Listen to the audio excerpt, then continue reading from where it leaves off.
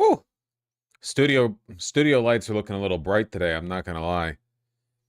I don't know if it's because it's dark outside. I don't know what to say, folks. I got them up to the same brightness as usual. I guess. Oh, toasting my retinas. My retinas.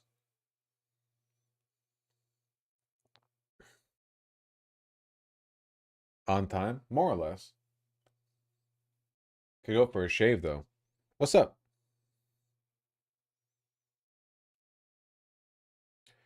Paradox Interactive 5. So that's why you're in chat now. That you're a busy man now, Benjamin. You come into chat when you've got a link to drop immediately. That's the you think just because you work with PV that means you're immunized.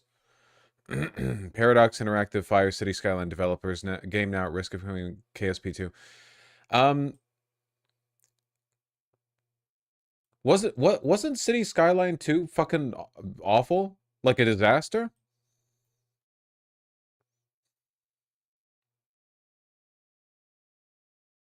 You get this problem with basically all simulation games, which is that the sequel is always dog shit because it could have just been more DLC.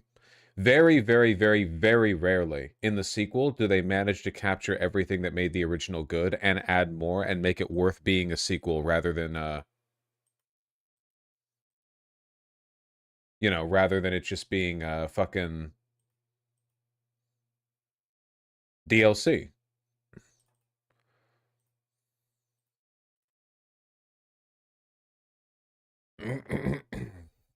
Also, you know what pisses me off? You know what really pisses me off? It pisses me off that in City Skylines, um, they realized early on that realistically simulating how much parking space everything would need to work made the game sprawling and ugly. So they just magically made cars park in the ether in every building, you know? I really, really wish. The problem is that like City Skylines is made for nerds, not for urbanists. That's the real problem, okay? I think it would be a lot nicer if you actually had to, because I feel like when you're playing City Skyline or whatever, I don't know like how much personalization people really tend to get into, but for the most part, there's a pretty optimized path to follow. I think it would be a little bit more fun if you actually had to make those choices, you know? If you want your city to be like an urbanist walkable paradise, you probably are going to have to trade off on some things, you know? Like there probably will be some hit to like, I don't know, industrial throughput. I've never played Tropico.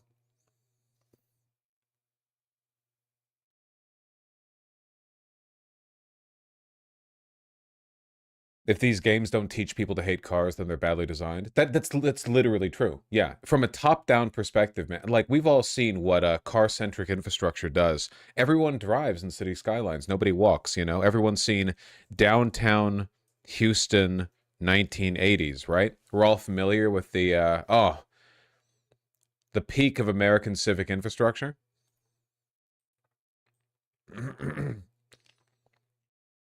This is what every single city skylines map would look like if the game was simulated realistically.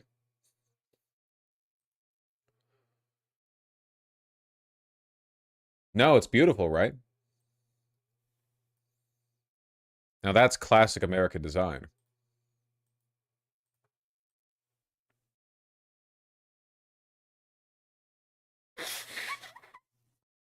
Houston now floods horribly due to the concrete. Yeah. Look at what the NL did with Utrecht, so goated. I thought NL was Canadian.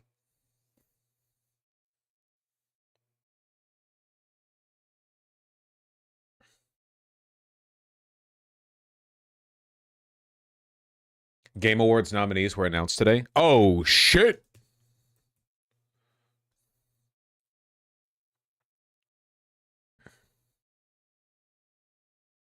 All right. What do we got, boys? See how many of these games I've fucking played. Game Awards. Game of the Year. Claire Obscure, Death Stranding 2, Donkey Kong Bonanza, Hades 2, Hollow Knight Silksong, Kingdom Come Deliverance 2. Okay, watch out, Claire Obscure, Hades 2, and Hollow Knight Silksong. There are three ugly bitches standing next to you. There's no fucking way Death Stranding 2, Donkey Kong Bonanza, or Kingdom Come 2 Get it, okay? It's down to these three. Hades 2 is not likely because it's a fucking roguelike. So we're talking Silksong or Clair Obscur. And right now, based on my experience as a guy who's finished Silksong and has not finished Clair Obscur, it's Silksong is the more deserving of the two. By far. Best game direction. I don't know shit about this gay-ass fake term. Game direction? You go to the right. Best adaptation. A Minecraft movie. That's the only one I've seen.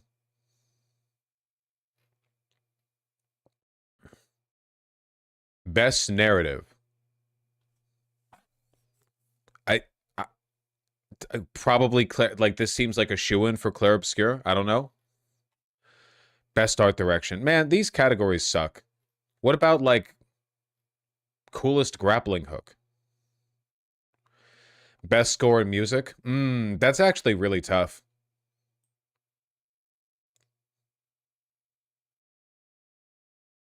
It's all the same 5 games? Yeah, seriously. How little shit came out this year, man? What is the point of having all of these different fucking awards if you're just gonna it's like this here are like the only 5 good games that came out this year. Smack. It feels like the only reason they put Donkey Kong Bonanza and Kingdom Come 2 up here is to be less contrived. E33 got nominated 12 times, 3 times in one category. Nice.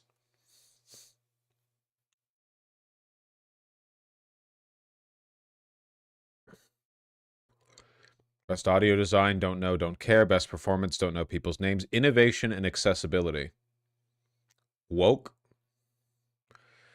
Games for impact. Wanderslop. Isn't that every game these days? Best ongoing game. Man, when are they going to drop No Man's Sky? We get it. We've all seen the fucking Internet Historian video, okay? Are you fucking kidding me? It's not an ongoing game. It's just still getting updated. That's not the... Okay. There are lots of games that get updates like years and years and years after. Whatever. Fortnite or Final Fantasy 14. And you know what? Final Fantasy 14 is pretty okay. It is. So, whatever. Best community support. I don't know. Best independent game. Ball X Pit. Oh fuck, man. It really was a bad year for gaming. Look, I enjoyed Ball X Pit, but like really? Is that is that the pool we're pulling our independent games from?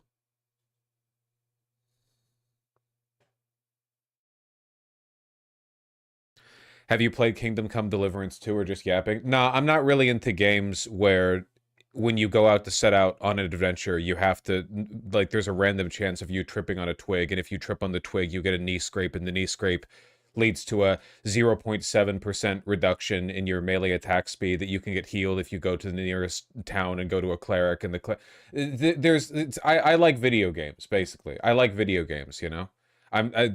Kingdom Come Deliverance 2. I played Kingdom Come Deliverance 1 a little bit, and I felt like I was playing the medieval adventure version of fucking Farming Simulator. Have you played Blueprints, though? No, I don't like puzzle games. That doesn't happen. What you're betraying right now is a lack of conversational literacy. The actual thing I'm describing doesn't happen. The spirit of what I'm describing happens.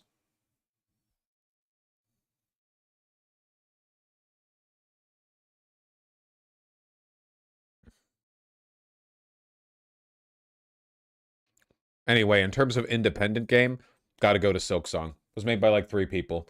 Yeah. I know that these are all independent games, but fucking Hades 2 and Expedition 33 were made by much larger teams.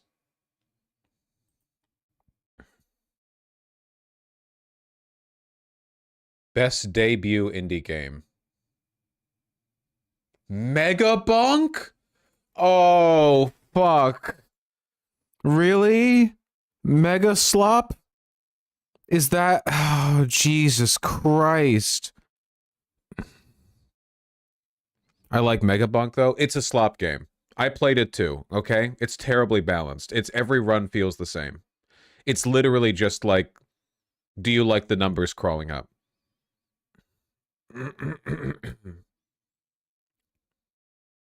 It's a slop game, but it's kind of fun for a bit. I think it's damning that this year had so few stellar releases that we're putting Megabunk up here, you know?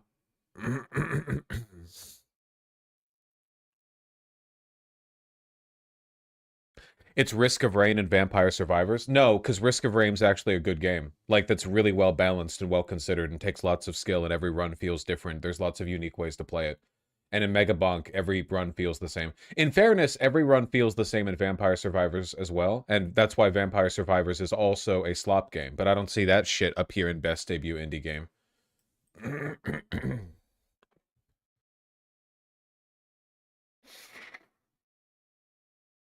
Bosch Gaming takes. Dog, if you're up here unironically defending Megabot, like if that's the level to which we have fallen, Jesus fucking Christ. It's like I don't know that like fucking YouTube Game Awards Best New Channel, and it's like an AI YouTube Shorts channel that talks about why don't we do this here in America? See how this carpenter is framing the wood with like because it holds your attention the longest. That means it's the best. Come on.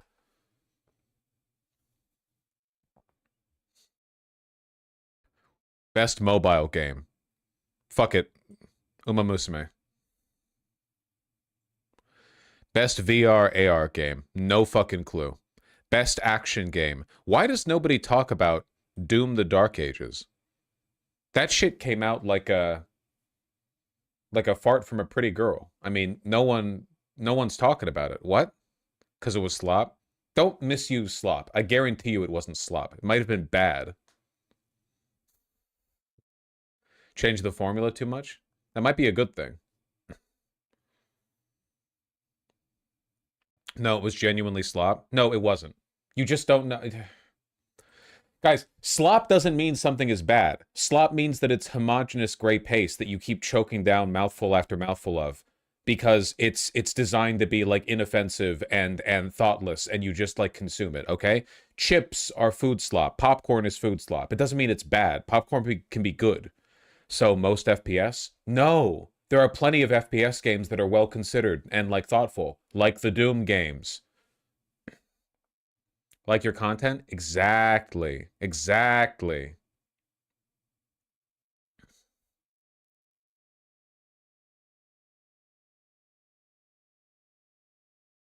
I'm just a little piggy eating the slop from my piggy. uh, best action adventure game.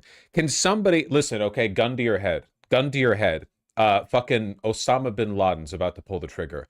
Define listen, infidel. Define action adventure game.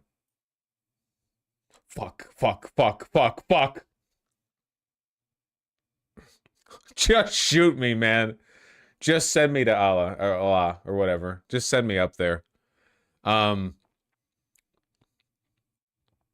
Hollow Knight Silk Song, action adventure. Okay. Best RPG. I mean, if we're gonna say best RPG, why not fucking Silk Song? There are upgrade mechanics there. I don't know. What's the definition of what is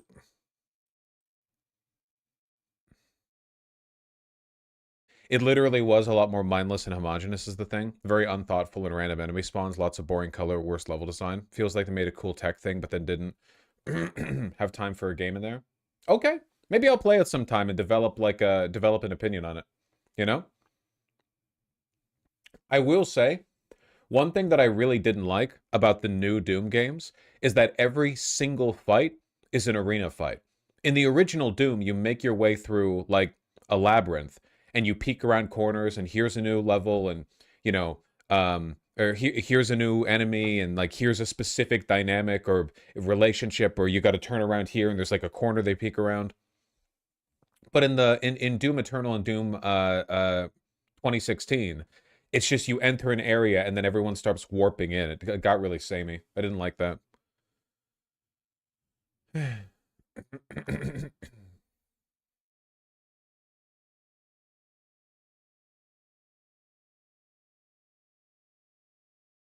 Best fighting game. Not my category. I'm white. Best family game. I'm millennial. Never have kids. Best sim slash strategy game. Uh, uh, don't know. Don't care. Don't know any of these, man. What the fuck? Best sports racing. Don't care. Best multiplayer. Don't care. I hope Peak gets it. Because it seems like it's going to be down to Peak or Arc Raiders. And Peak was actually fun. I played it with my friends. Most anticipated game. What? It's obviously Grand Theft Auto 6. What do you... 007 First Light? Why have a category for most anticipated game that hasn't come out yet? What the fuck?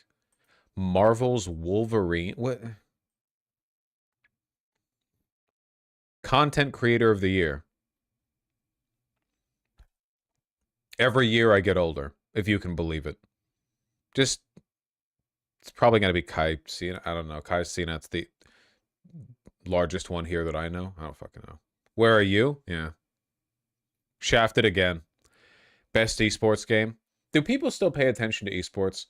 You're not going to believe this, but to me, it felt like everyone stopped paying attention to esports when I stopped paying attention to esports. Isn't that crazy? The Saudis? Oh. Best esports athlete, best esports team, player's voice. That's it. Okay, man, this year sucks. Jesus Christ. It's all just E33 and Silksong.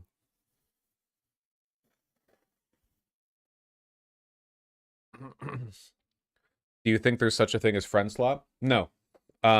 By definition, having a good time with your friends can never be like gray homogeneous goo that's forced down your throat and is maximally appealing despite being low effort. That's not how interactions between friends work. The slop thing has to be like a milled content produced cynically for your consumption. I don't believe in friend slop.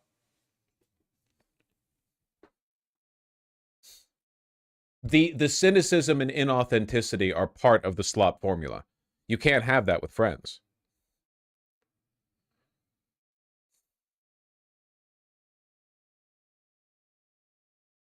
I play Peak with an AI chatbot. Okay, hold on. You're breaking the formula.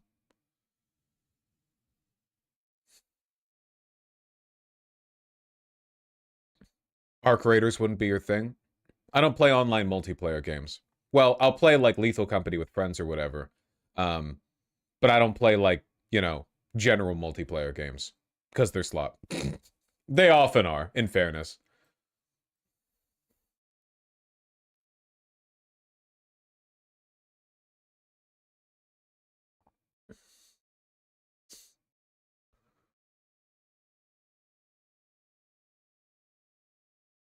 It's pretty bad, man.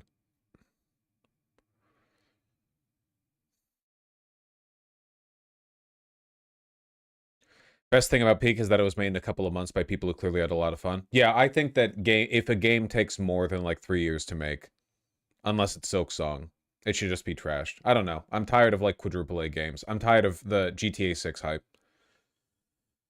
I don't want games.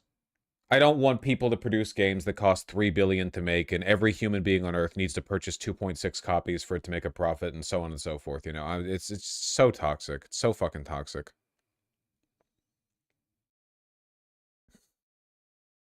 Would you play GTA 6? No. I don't give a fuck about Rockstar games. Among Us isn't slop? No, it's not a slop at all. It's like shit you play with your friends. That's not... No, you guys think slop just means like because something is bad. And this is my fault for ever using the word. And it's a fun word to say, so everyone just runs away with it. It's like gooner. Like now people say, man, what a gooner. Because a guy's like, I like big breasts. Or whatever. Nothing means anything, okay?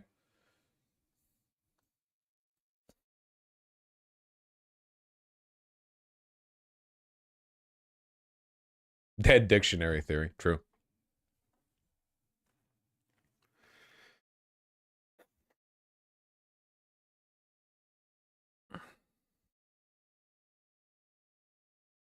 All language must evolve into a word meaning good or a word meaning bad. It's very Orwellian, no?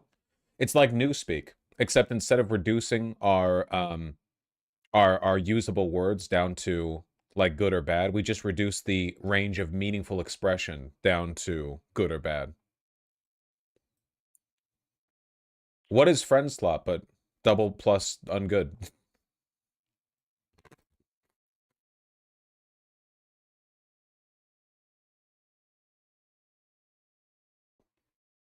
That's actually just how human language works?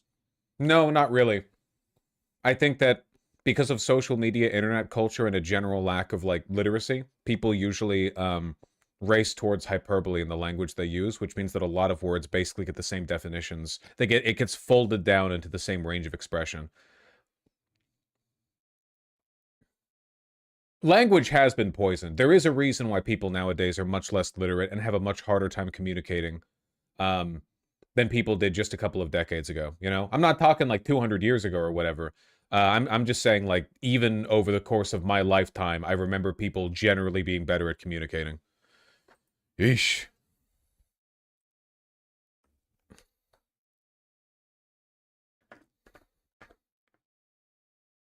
The TikTokification of language. It's probably goes back to the television.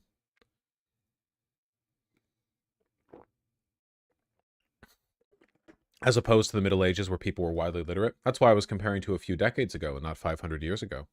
That being said, I would argue that like for one, medieval peasants were more literate than we give them credit for. Like you need to be literate to read signs, maps, and create a ledger, which farmers needed to do.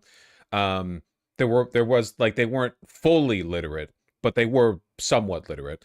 And also, I would argue for those who were literate, yeah, it's pretty objectively true that they were much, much more verbose than we are now. People like to cope and they're like, oh, the reason why people are more verbose in these letters from the 19th century is because they're all like learned aristocrats. No! A lot of those letters are being written by people with undergraduate degrees, which like half of everyone has now. You know, these are people who have had like more like they technically by virtue of not having access to the internet, the range of information they have open to them is much lower than what you have, but they were vastly more literate, more capable of communicating than we are. Um, not necessarily smarter, but it was definitely something they paid more attention to. They did. They placed a lot of importance on language, for sure.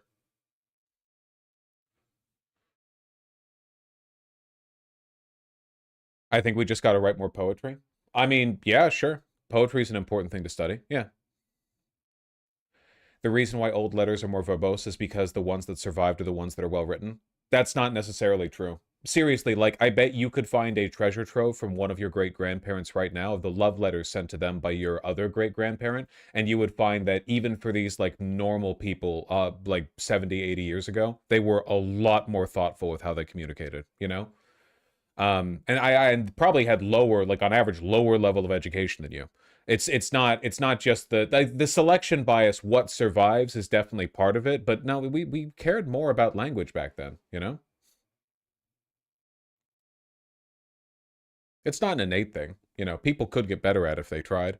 I could. I don't. You know, not suggesting that I'm better than you guys. I'm saying we're all part of the same, literacy decay.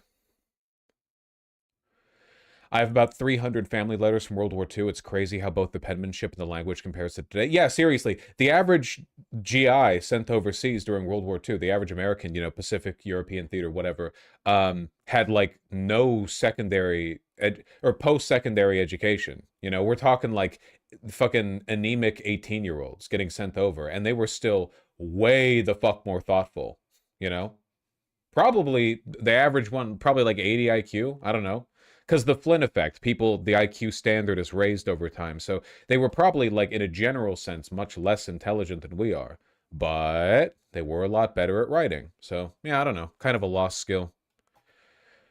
I want to improve my literacy. You know what the best way to do it is? Read, motherfucker. Read.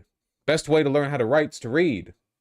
Nobody reads anymore because everyone's watching stuff, but you're the relationship between getting good at writing and reading is much greater than the relationship between getting good at writing and watching movies or whatever, you know?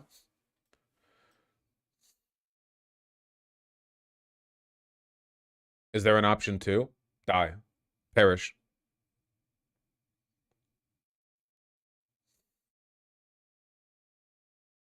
I read fan fiction. Does that count? No.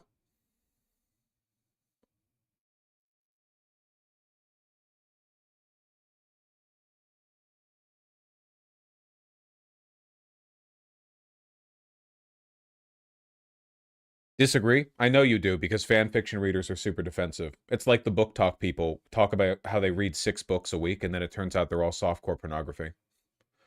The problem with reading fan fiction is that you're reading stuff written by people who are suffering from the same literacy crisis that you're trying to recover from, you know? Um, reading, you have to challenge yourself. People read fan fiction because it's comfortable. I don't care if you think you're the exception, okay? Overwhelmingly, I know how these circles operate, okay? You get fixated with characters, you're interested in seeing them play out in different scenarios. And I don't care, okay? You're not widening your mind, all right? You're not growing it for the most part. And audiobooks don't count. No, audiobooks don't count. You have to actually read.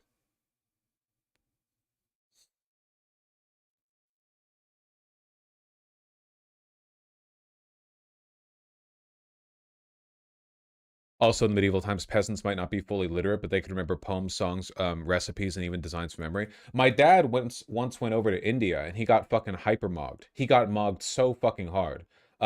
He was over in India in the 90s, and India in the 90s, I mean, it's not super developed today, but it was even less so back then. He was over there working on a project. They were doing shooting overseas, and my dad had, wait, was it the 90s? My dad had whatever the time period was, had like the earliest version of the portable music playing device back then. I don't know if it was like the Walkman, like the Sony Walkman, like a CD player. I don't remember what exactly the device was. But he was listening to he was just walking around listening to some music in the town that he was in, and he ended up striking a conversation with some locals who were literate enough, not literate, sorry, is literate in English? No, like verbose enough. Why am I blanking on this word? See, now I'm illiterate, you know. Um, it's not spoke English, it's fluent. Thank you, fluent. God, who are fluent enough in English they could have like a regular conversation, not like a strained one. And basically, they were like, "Hey, what the fuck is that device? I've never seen that before." And my dad was like, "Oh, da da da," explains it. Listening to some music, and they're like, "You're listening to music with that?" And he's like, "Yeah." And they're like, "Why are you doing that?" And my dad was like, "Well, I like this music." And you know, I like listening to it. And they were like, "Well, if you like the music, then why don't you just play it in your head?" Fucking mogged. My dad still remembered that conversation like 20 years later.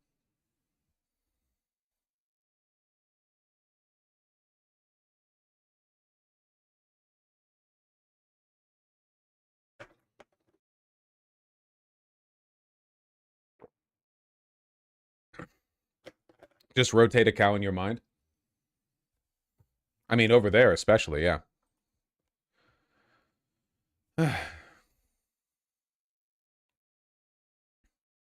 Hey, this white boy needs a machine to listen to music.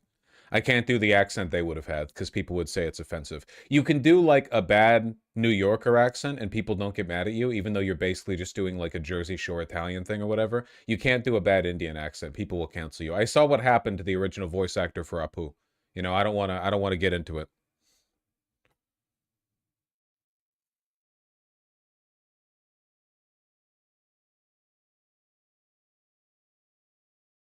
There is unironically a truth to that. No, there is. I don't think it's bad to have a music player, but the more you outsource to machines, the less you can do. If you have a calculator on your phone or in your pocket or whatever, you're less likely to be good at doing snap arithmetic. If you have a notepad to keep down, you know, memories, then you're less likely to develop a good memory. Everything your brain can do is a muscle that can be learned or neglected, you know? You just have to make intelligent choices about what you want to preserve and what you don't want to preserve, you know? I think it's probably a good thing to be able to write stuff down and like record your memories. That's probably okay. I'm okay with that. But, you know, it would be a bit of a social faux pas if you went to a party and every time somebody told you their name, like you're meeting them for the first time, you took out a notepad and wrote it down. Maybe you should just like work on remembering the name like that, you know?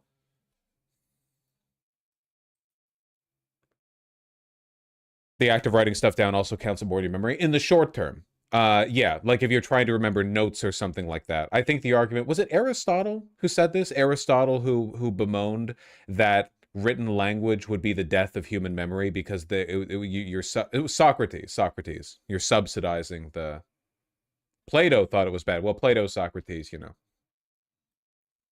jerking each other off.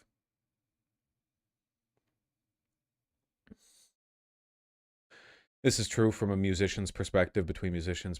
Yeah, like here's a big one. I bet you that now that there are apps that you can use to help you like precisely tune a musical instrument or recognize a song, people have gotten worse at knowing how to do those things just off ear, you know?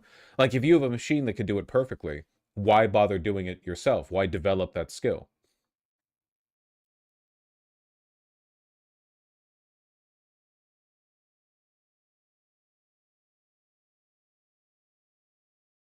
They also thought women being literate would destroy human civilization. Yeah, and look where we are right now. AI, data centers, etc., etc. So, you know,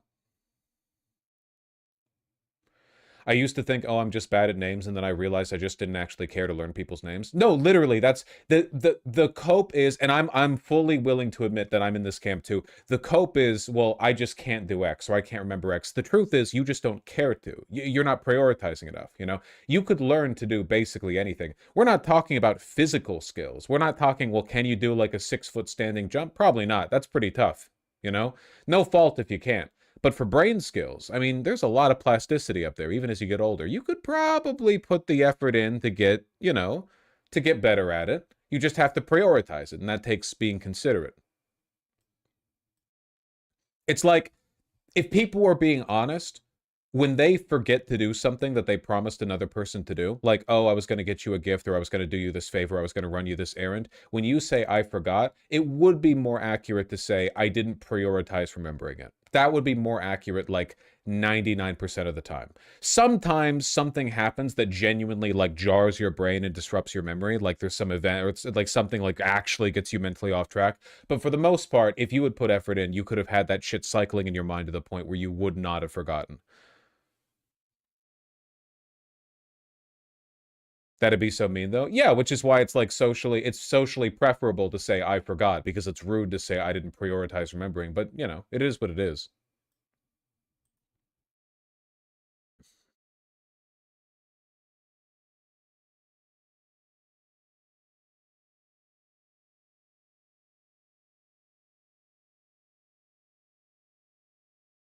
Nah, you all get me.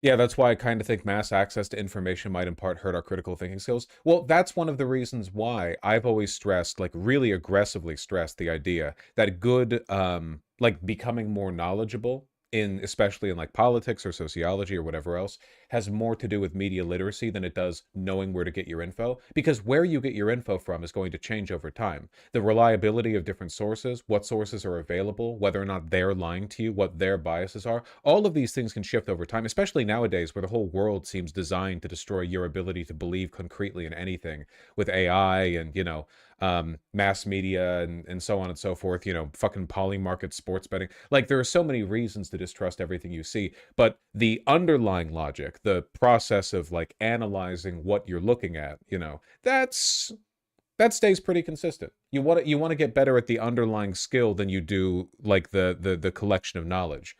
Just collecting knowledge is a, you know, it's not useless at all, but there is a bit of a shelf life, you know?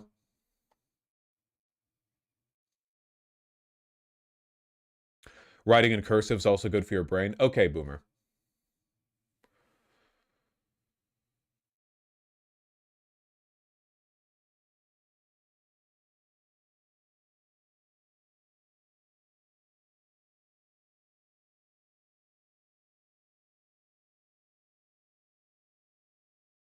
As a car guy, this is one thing I appreciate about the hobby. You're really forced to learn how to work in the car if you want to be in the crowd. It's a valuable skill set. Very valuable skill set. Absolutely. Don't know what that has to do with what I was talking about necessarily, but I don't disagree. How do you solve for air pollution now? I promise you, if you live in the United States or in a Western European country, air pollution today is significantly better than it was even 50 years ago. Basically, like 1850 to 1960 was like the prime destroying your brain via air pollution period. Right now, we're in the upswing, okay? I promise you that. But if you're worried about dementia, play video games. Playing video games is great. You develop and maintain the neuroplasticity that helps you. The best way to keep your mind sharp as you get older is keep experiencing new things and don't delegate too many of your mental responsibilities to other people or other systems, you know? You have to challenge your expectations. This is why, like, one of the biggest signs that a person is going to calcify and stop growing as a human being once they turn like 40 or something, or once they marry off or whatever, is if they obstinately refuse to consider the value of new media. Like, movies or music or anything else that came out after they were 17 is all garbage. Oh, you haven't heard real music because you weren't around in the 1980s. There was good stuff in the 1980s. There was good stuff in the 1880s. There's good stuff today. I don't know. I think it's complicated, you know? As soon as you like write that off, like you're basically locking your brain. It's arrested development. As an adult, you're basically locking your brain into a particular time in your life, and you're like, nah, I want to keep it there. I want to keep it there forever.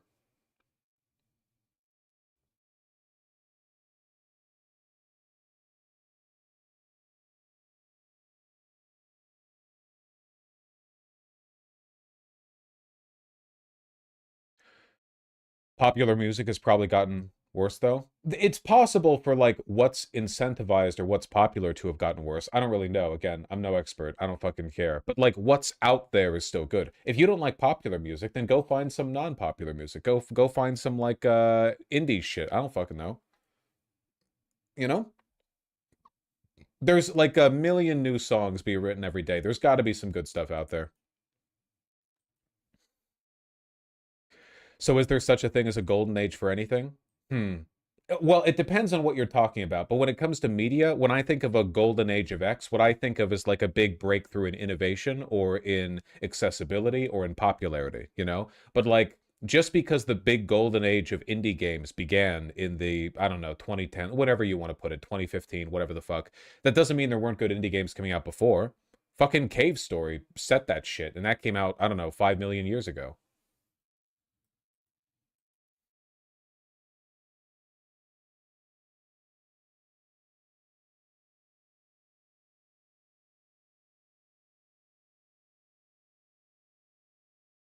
Cave Story was so ahead of its time. Dude, Cave Story still feels like it came out yesterday. If you go and play Cave Story today, it genuinely feels like it could have released on Steam in 2025. It's insane how ahead of its time it was. Unbelievable.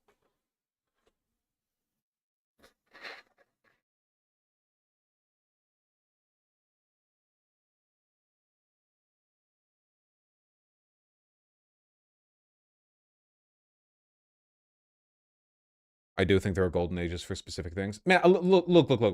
Regardless of like the average quality and how it shifts over time, the point is this, okay? You can't let your brain calcify. You can't write off something that's new because you're like, nah, no. The point in time when I was in high school, that's when all media peaked, you know? These people mentally die in their 30s and 40s. They never change from that point onward.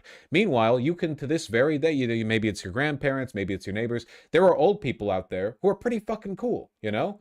They seem active, sprightly, engaged, energetic, empathetic, helpful. They're willing to learn. And usually, they're kind of like that, you know? They're like, oh, I'm interested in the world. I didn't stop being interested in the world as soon as it stopped catering to my specific preferences. My preferences grew and shifted with time, you know? I accommodated. I grew with the world. These people tend to live longer and have better lives.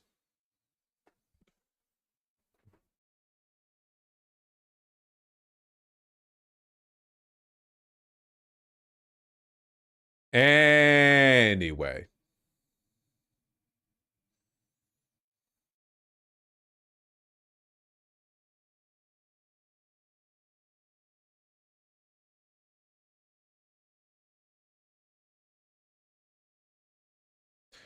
you are wrong about U.S. air pollution. Nearly half of Americans are breathing in unsafe levels of air pollutants. How does that make me wrong about air pollution? That would just mean that more Americans were breathing in air pollutants before.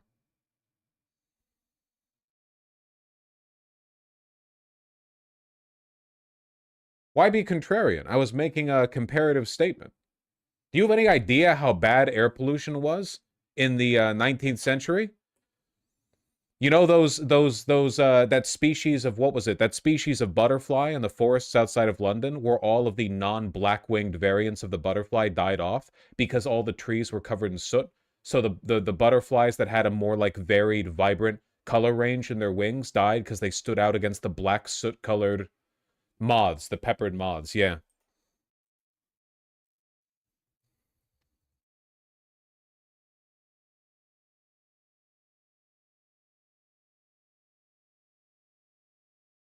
it's pretty crazy.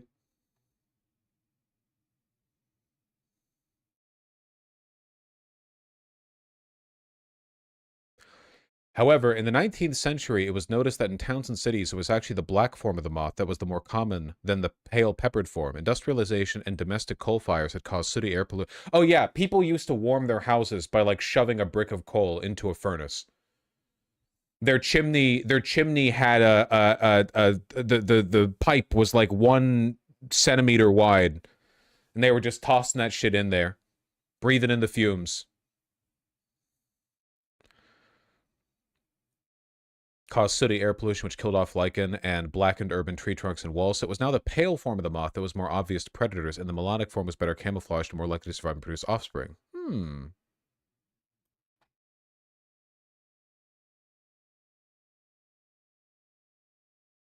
They also used to burn flashlight batteries to clean their fireplaces and chimneys. That rules.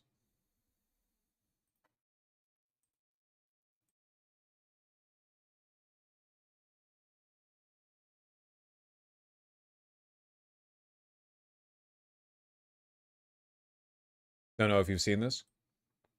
Oh yeah, I have. It took all of what, 2, 3 weeks for the indictment against James Comey to go completely up water.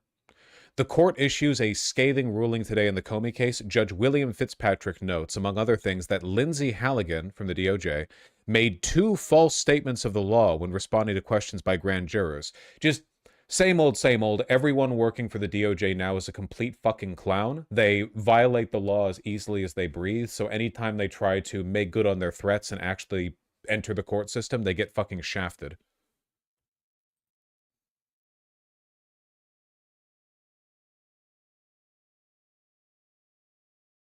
The court has identified 2 statements by the prosecutor to the grand jurors that on their face appear to be fundamental misstatements of the law that could compromise the integrity of the grand jury process. Both statements by the prosecutor are in response to questions by grand jurors and are directly related to communications involving Mr. Comey. Firstly, after having advised the grand jurors that the prosecutor was their legal advisor, the prosecutor stated, blank. The prosecutor's statement that blank is a fundamental and highly prejudicial misstatement of the law that suggests to the grand jury that Mr. Comey does not have a Fifth Amendment right not to testify at trial. What the fuck did he say? Did he say, if Mr. Comey pleads the Fifth, that means he's guilty? Now remember, grand jurors, anyone who pleads the Fifth is basically implying that they're guilty. That I think that's what he said.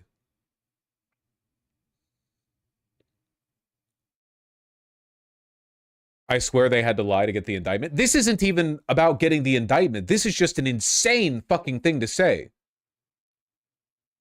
That's really, really, really bad. I can't imagine what else he said given this context. The prosecutor's statement ignores the foundational rule of law that if Mr. Comey exercised his right not to testify, the jury could draw no negative inference from the decision. The prosecutor's statement that blank may have reasonably set an expectation in the minds of the grand jurors that rather than the government bear the burden to prove Mr. Comey's guilt beyond a reasonable doubt at trial, the burden shifts to Mr. Comey to explain away the government's evidence. Jesus Christ. My love, stop distracting me. Funny legal shenanigans are afoot. Hush. Process clause requires the government to prove a defendant's guilt beyond a reasonable doubt. In addition, the statement by the prosecutor was made in response to challenging questions from grand jurors, the context of which suggests the grand jurors may have reasonably understood the prosecutor to mean that if she could not satisfactorily answer their questions, then Mr. Comey would blank answer these questions at trial. Second, the prosecutor told the grand jury that there was blank. That statement clearly suggested to the grand jury that they did not have to rely only on the record before them to determine probable cause, but could be assured the government had more evidence, perhaps better evidence, that would be presented at trial. What? Are you fucking kidding me?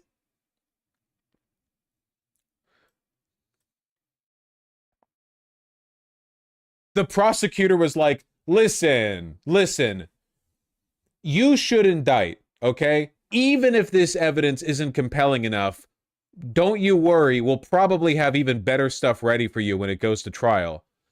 It's insane. Like, these are statements so egregious that I don't even think they would be made by like a TV prosecutor, you know? I don't even think these would be made by a non-lawyer who they dressed up as a prosecutor. You know what I mean? Like it's that insane. It's that insane. It's like, yeah, like a bad TV show, like a really dumb, like an Ace Attorney game where in the opening you're dealing with a really dumb prosecutor who's replacing the guy with the poofy neck scarf and the red suit, you know? So the Ace Attorney guy is like, "You fucking idiot! That's not how this works at all." And then like he gets ousted after the first trial, and then the red guy comes back. Team Rocket versus Ace Attorney.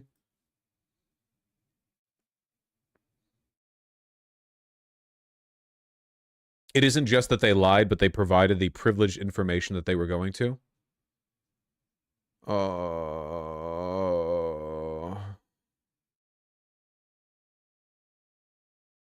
So the prosecutor was just straight up refusing to provide this information. The judge made the prosecution turn all their documents to the defense team, which they should anyway. You know, discovery.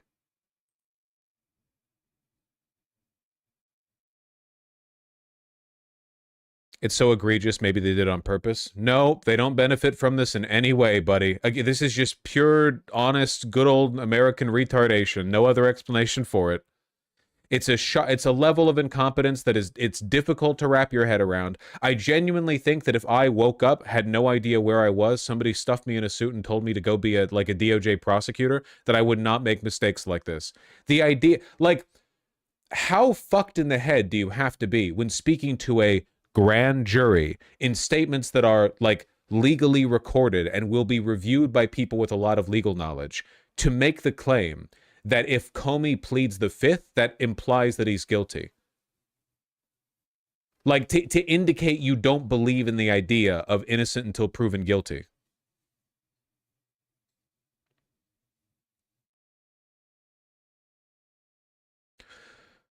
Alert, federal judge orders James Comey.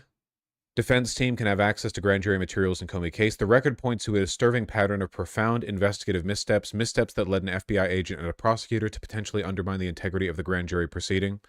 Federal judge offers 11 findings to justify James Comey giving James Comey access to grand jury materials, including, quote, facts establish a reasonable basis for the defense to challenge whether privileged information was used directly or indirectly by the government to prepare and present its grand jury presentation. Come on, Vosh, this is just conservative anti-intellectualism work. Dude, conservatives have been around for a very long time. This is not normal. The Conservative Party of the United States is not normally like this. This is fucking insane, man.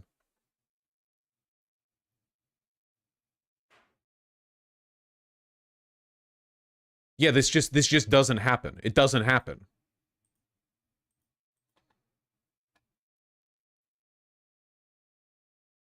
Could be this is just lawyers doing this filing without support staff, which would be disastrous. I don't think so, no. Because even a lawyer on their own with no support staff would never tell the grand jury that if Comey pleads the fifth, that implies that he's guilty. That's there's no way for me to overstate the level of incompetence here. It would it would be like the judge yelling at the prosecutor for showing up without wearing any pants. Like I don't know.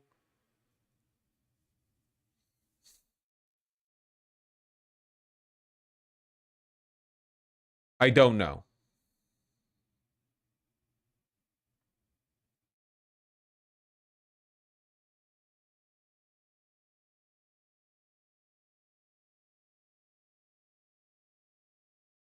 Lindsay Halligan's law license is in serious jeopardy, looking to join a long list of disbarred and disciplined Trump attorneys.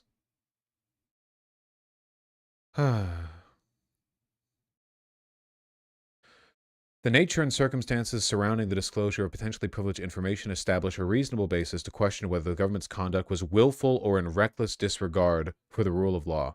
This is particularly significant because Agent 3, after having been exposed to potentially privileged information, chose to testify before the grand jury rather than separate himself from the investigation to contain any further exposure to privileged information and limit prejudice to Mr. Comey.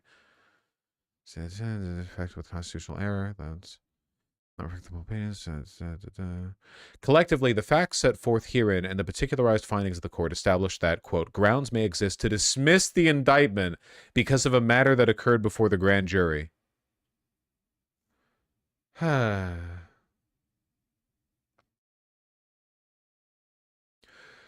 mean, this is kind of what happens when you get co-opted by a bunch of neo-Nazis, anti-vax, and by extension, anti-science people. I don't even think it's that, genuinely. I just think it's the hardcore loyalists.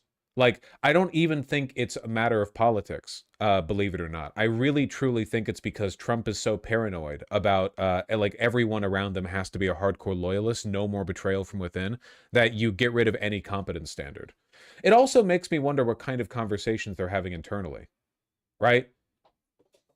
It reminds me a little bit of, like, you know, when you see the Department of Homeland Security tweet, and it's very obvious that the tweet was made by a something like 30-something neo-Nazi, and you're thinking, what environment is this person in where they think this is the winning message with the American people? Like, this is playing well to people, you know? They tweet something that gets 20,000 likes, 10,000 comments. It's cringe as fuck. Everyone's dogging on it. And you have to wonder, what environment are they in? What is the culture of the office they work from like, where they can post that and think, yeah, this'll land, you know?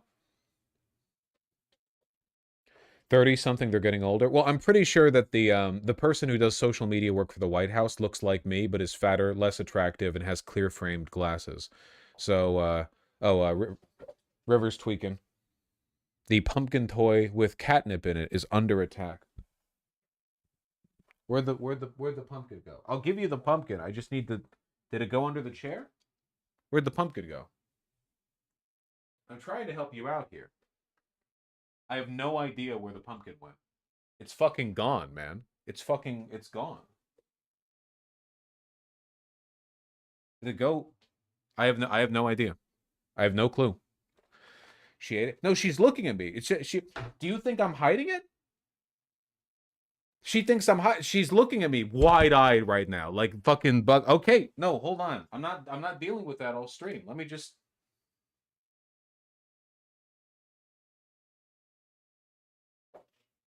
Is it? No?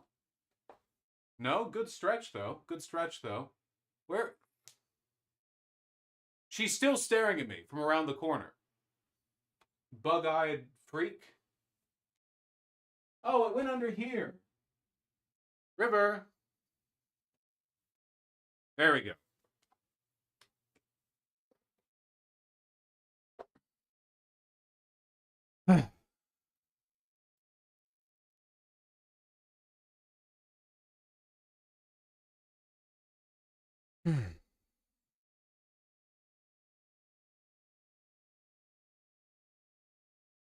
By the way, you proved to her that you were hiding it? Yeah, shit.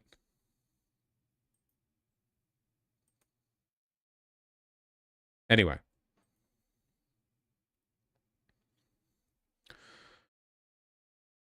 I guess I was at the end of what I was saying anyway. Yeah, I don't know. It's pretty crazy. It's pretty crazy. Jesus.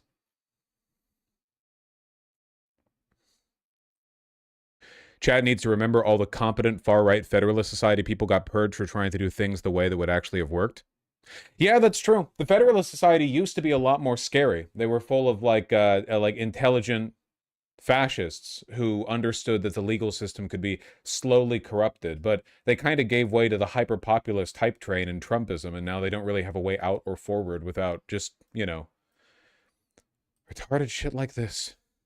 My dad is a lawyer, and he literally choked on his coffee when I told him about this, like he couldn't breathe for a solid minute. I've never seen that man have this much of a reaction. This is maybe the most shocking case of prosecutorial misconduct that I've ever heard of in my entire life. And I've read about a lot, you know, on stream, off stream. It happens a lot, you know. This is maybe the most incompetence I've ever seen. I can't think of anything else that comes close. Yeah, Legal Eagle is going to put out one hell of a video. Hello, River. Ooh, she tweaking.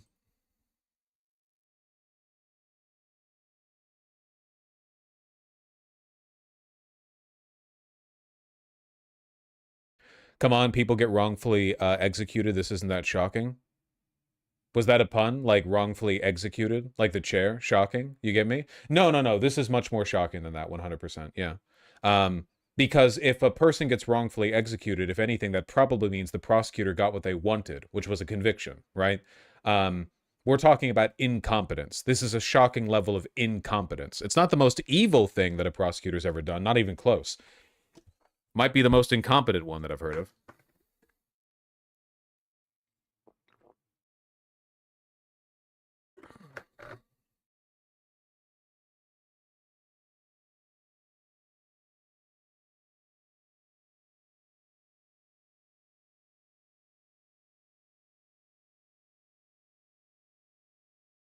Prosecutorial incompetence.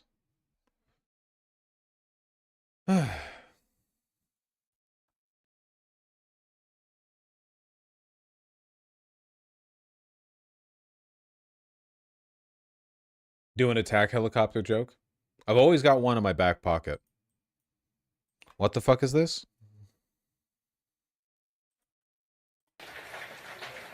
Let me just say a couple more things, you great Florida Democrats. One of them is we are a big tent. We must be a huge, vast tent. I say this is a party that's got room for Marjorie Taylor Greene if she wants to come over. We got room for anybody who wants to stand up for the Constitution and for the Bill of Rights today. One of my colleagues who left from South Carolina, Trey Gowdy, said to me on the way out, he said, you know, Raskin, you're not a bad guy. The problem with you is you're a liberal. I said, you're damn right I'm a liberal. The heart of that word is liberty. And I'm a progressive because the heart of that word... Jesus, man. ...is progress.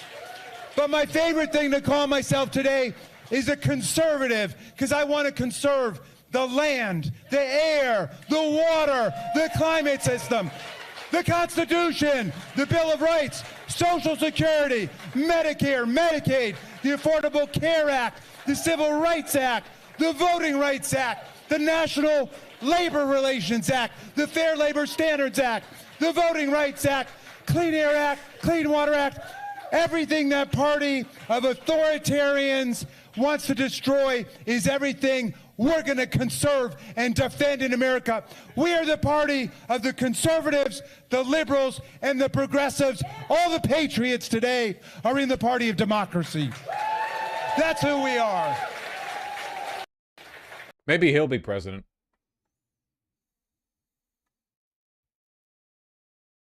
My exposure to this clip was Aaron Rupar crashing out over leftists not liking this guy's shtick. I think you might be misusing the term crashing out. Aaron Rupar isn't really a crash out kind of guy. Do you want to elaborate on that?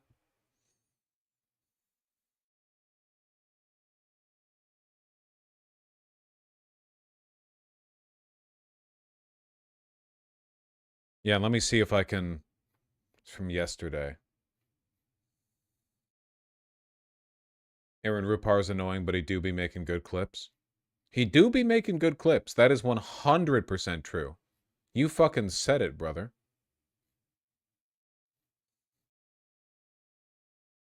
I'm looking for,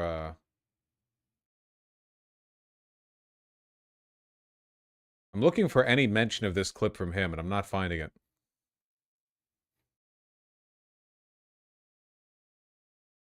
No, I'm not seeing it. I'm not seeing it. Maybe it's on Blue Sky.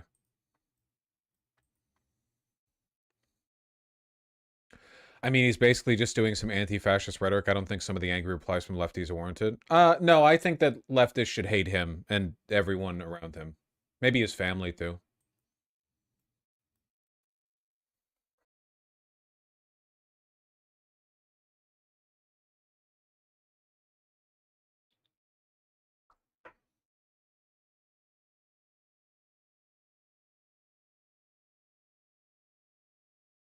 Opportunity to showcase this will be a once-in-a-lifetime opportunity to showcase the greatness of America and world-class athletic competition as we celebrate our nation's 250th year.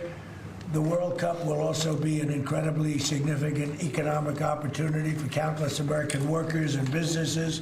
It's expected to drive more than $30 billion, Johnny. I don't know about that. That sounds like a lot of money. No, that's true. Are you sure? 100%. How much does the country get out of that? The funny thing is that because Trump lies so often about how much money he's brought into the country, the actual big numbers don't sound like a lot. Like, he's bragged about bringing 19 trillion in investment, which is completely fake. He made it up. But now, like, compared to that, 30 billion is nothing. It's literally not even 1% of that, you know? 30 billion is a lot, you know, but it's also a real number. 30 billion. 20%. No, do we get like a percentage of the gross or anything?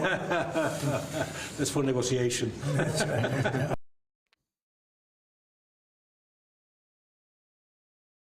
Yeesh.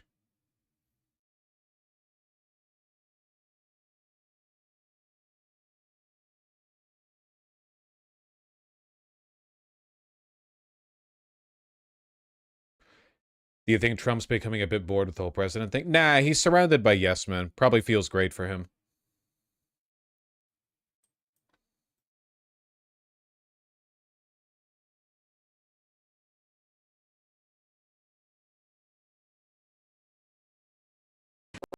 Every department has been working, but the Department of Homeland... This should be getting streamed from the White House right now. No, I'm actually interested in this. I want to know more about how they're going to handle FIFA here in the US of A. Built already up for a Unprecedented, big one. It was amazing. Thank you very much, and good afternoon. I'm delighted to welcome God, he FIFA sounds like President shit. Gianni Infantino, one of the greatest men of sport. He is an amazing man. He's done an incredible job with FIFA. Congratulations on the job. I hear you're setting records for the World Cup. We'll talk about it, but setting records in ticket sales for the World Cup. And we love having you back at the White House, Johnny, and everybody that's with you. You guys have done fantastically. I also want to thank Vice President J.D. Vance. J.D., wherever you may be. Where's J.D.? Is there any something? Oh, he's coming right over. Marco Rubio was doing a fantastic job, and Secretary Christine Ohm was doing a fantastic job, as well as Representative Darren LaHood. Thank you Really, very really, much. really, really bad. This past summer, the United States hosted the 2025 FIFA Cup World Cup, Club World Cup, and it was great. I actually went to a match, and it was amazing. It was a big success, too, wasn't it? It was sort of like a preview of what's to come. And now we're getting ready for an even bigger event next year as we host the official 2026 FIFA World Cup. That's the big one. The World Cup tournament. This will be a once-in-a-lifetime opportunity, even for our country, because frankly, you know, this goes to countries, everybody wants it. I guess it's going all over the world. Do you know who's getting it the next time around? Who's getting it? Has that been selected? The next one will be Morocco, Spain, and Portugal.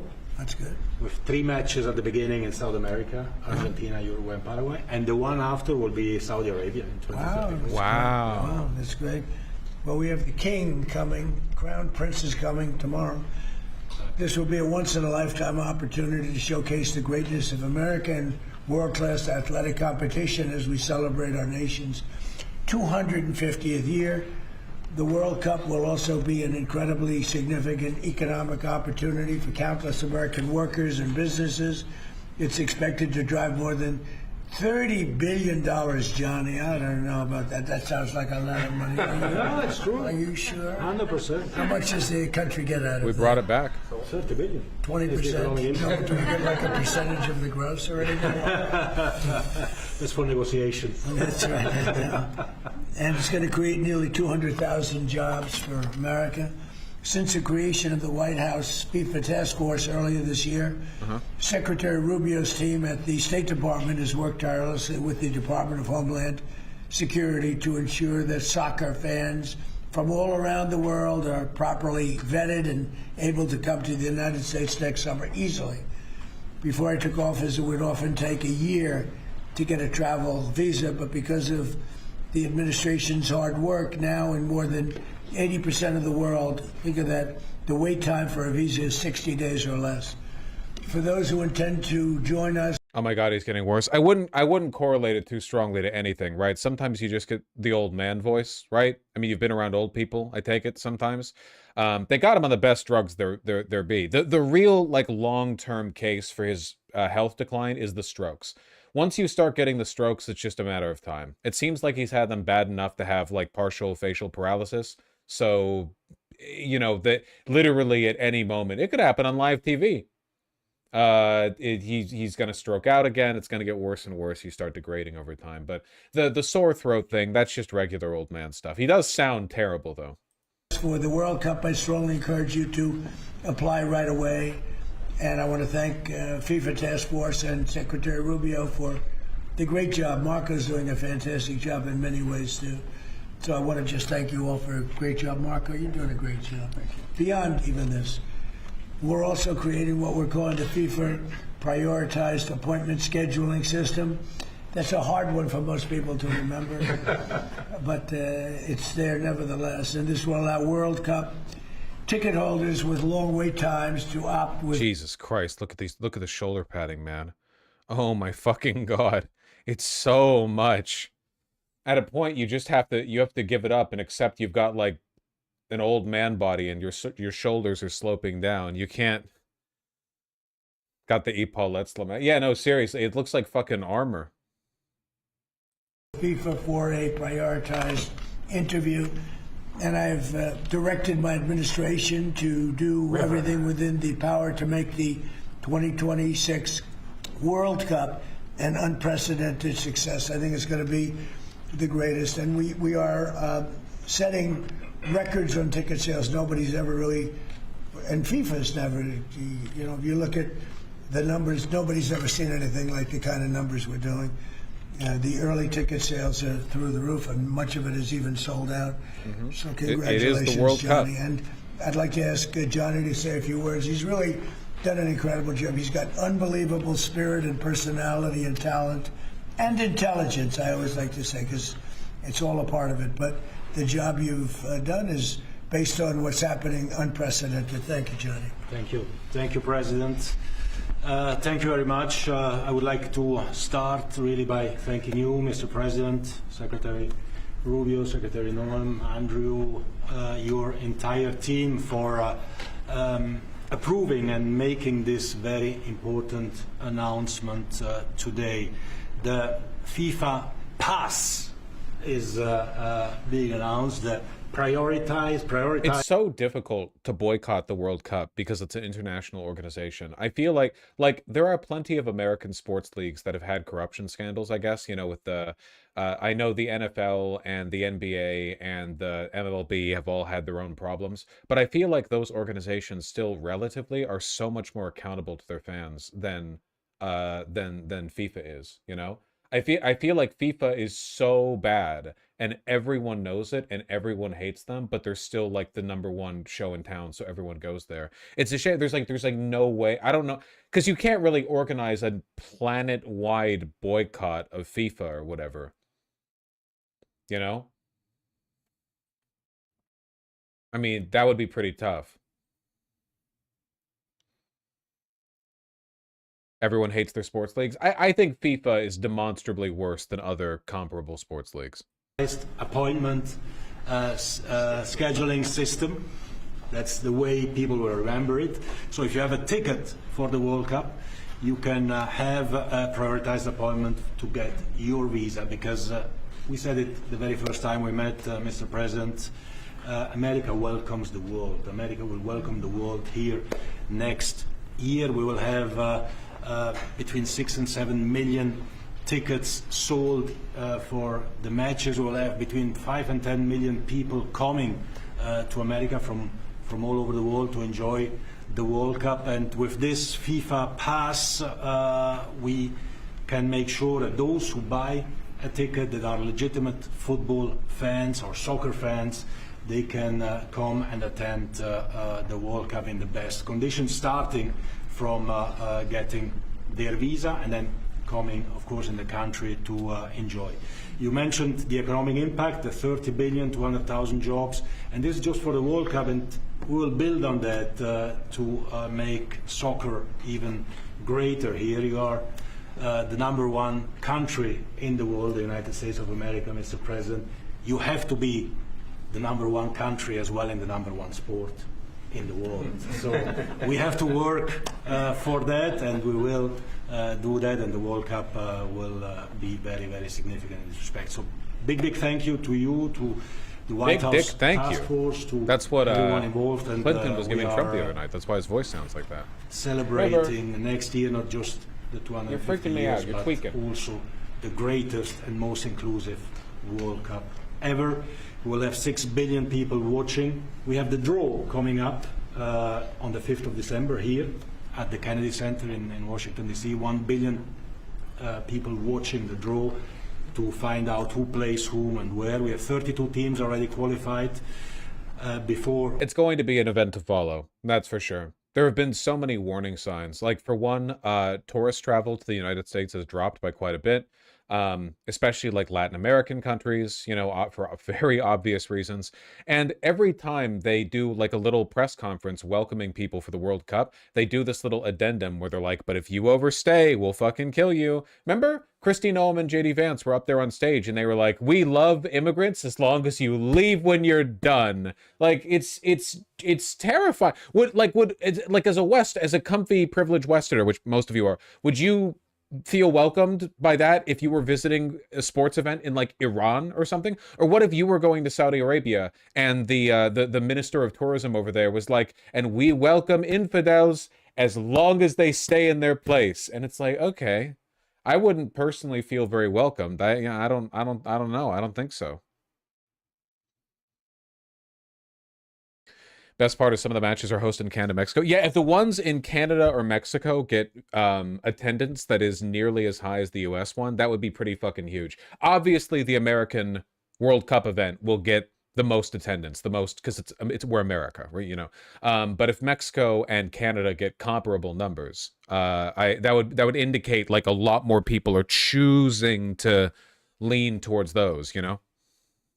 Or by tomorrow night, we'll have 42 out of 48 qualified. So a quarter of the world will be here, and we are looking very much forward. So thanks for the support. Thanks for the great work, and always happy to be here at home, if I can say that. You are. We are. There's your beautiful trophy right there. Yeah. You are, and a big part of it too.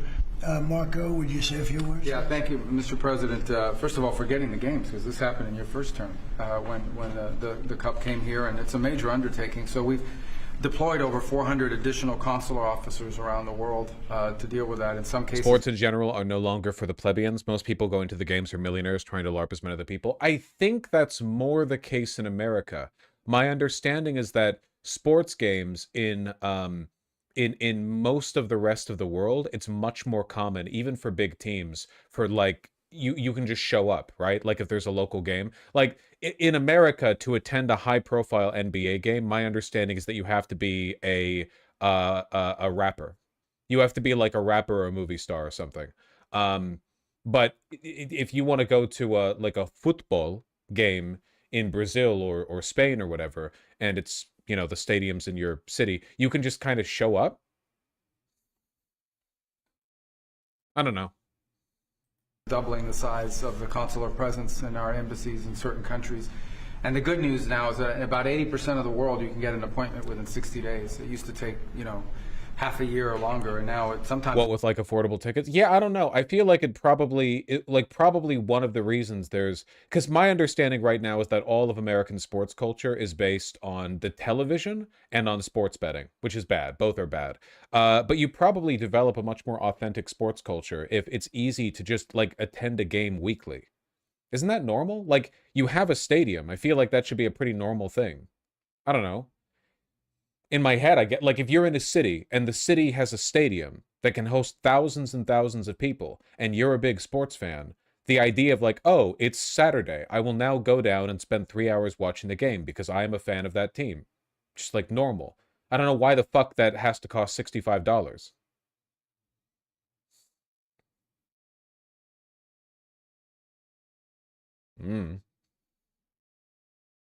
Took, you know, now you can get in less than 2 months, where in places it took over a year. In places, for example, like Brazil and Argentina, you would have to, it took over a year to get an appointment. Now you can get in less than 2 months. So our advice to everybody is, if you have a ticket for any of the games, you need to apply if you haven't done so as soon as possible. 65 is cheap for tickets. Listen, the only sports games I ever attended semi-regularly were the Dodgers in Los Angeles, and those tickets were expensive. Obviously, it's the Dodgers, but, you know,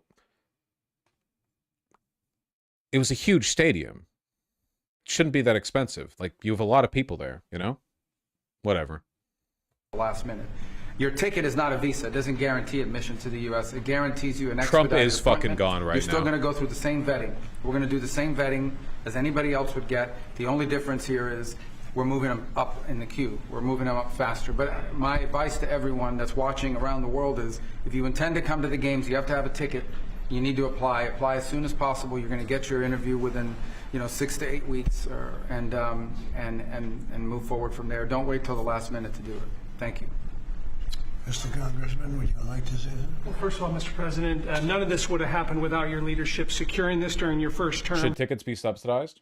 Okay, in my opinion, the city should pay for the cost of the stadium because the stadium should be the city's. It's insane to me that a piece of infrastructure that large is not owned 100% by the municipal government or possibly state government, depending on the specifics of who provided the funding. Like, that shit, like, if you're a professional sports team, your ass is getting hosted at that location, okay? All of the fucking revenue gets managed by the city, and maybe you get a cut of that. I mean, work it out. I don't fucking care. Stadiums are so big. They're so huge. They shouldn't be like they're infrastructure. They're not just buildings, they're infrastructure, They should be managed by the state. Hello, love. River's been bothering me. I tell my colleagues all the time, this will be the largest sporting event in the history of the world. We expand from 32 to 48 teams for the first time ever. We're doing it with Mexico and Canada, but obviously the 11 host cities will be here in the United States, and it's going to have a $30 billion impact economically in this country. And so it has been a team effort by everybody, but I also want to thank... The counterintuitive problem is that if you lower the tickets below their market value, scalpers come in and buy them in bulk and sell them at their real market value. That's why cities like LA, it's so expensive. Okay. Counter proposal. Fuck. How do you manage this? There are ways to manage scalpers, right? Like, for one easy solution that has its own problems is just don't have tickets. If you show up, you get in and you pay the money. There's no way to scalp that. But then that'd be crazy because a bunch of people would leave and then only the people who got there first would go there. I think, like, at the end of the day, the big problem, it's the same problem we have for YouTubers, live streamers, movies, TV shows, everything, which is when everyone's attention is focused on a very, very, very, very small number of people, all of the interest is disproportionately accumulated. Nobody pays attention to their hometown game. You don't have to worry about scalpers if you live in fucking dipshit Iowa and you've got a local stadium with your local team. Nobody's scalping those tickets because the seats are not going to be filled, The scalpers have to rely on, like, very high profile games. So if people were more invested in their local games, then it wouldn't be as much of an issue. I don't know. I'm not a big sports guy. I just think it's kind of sad.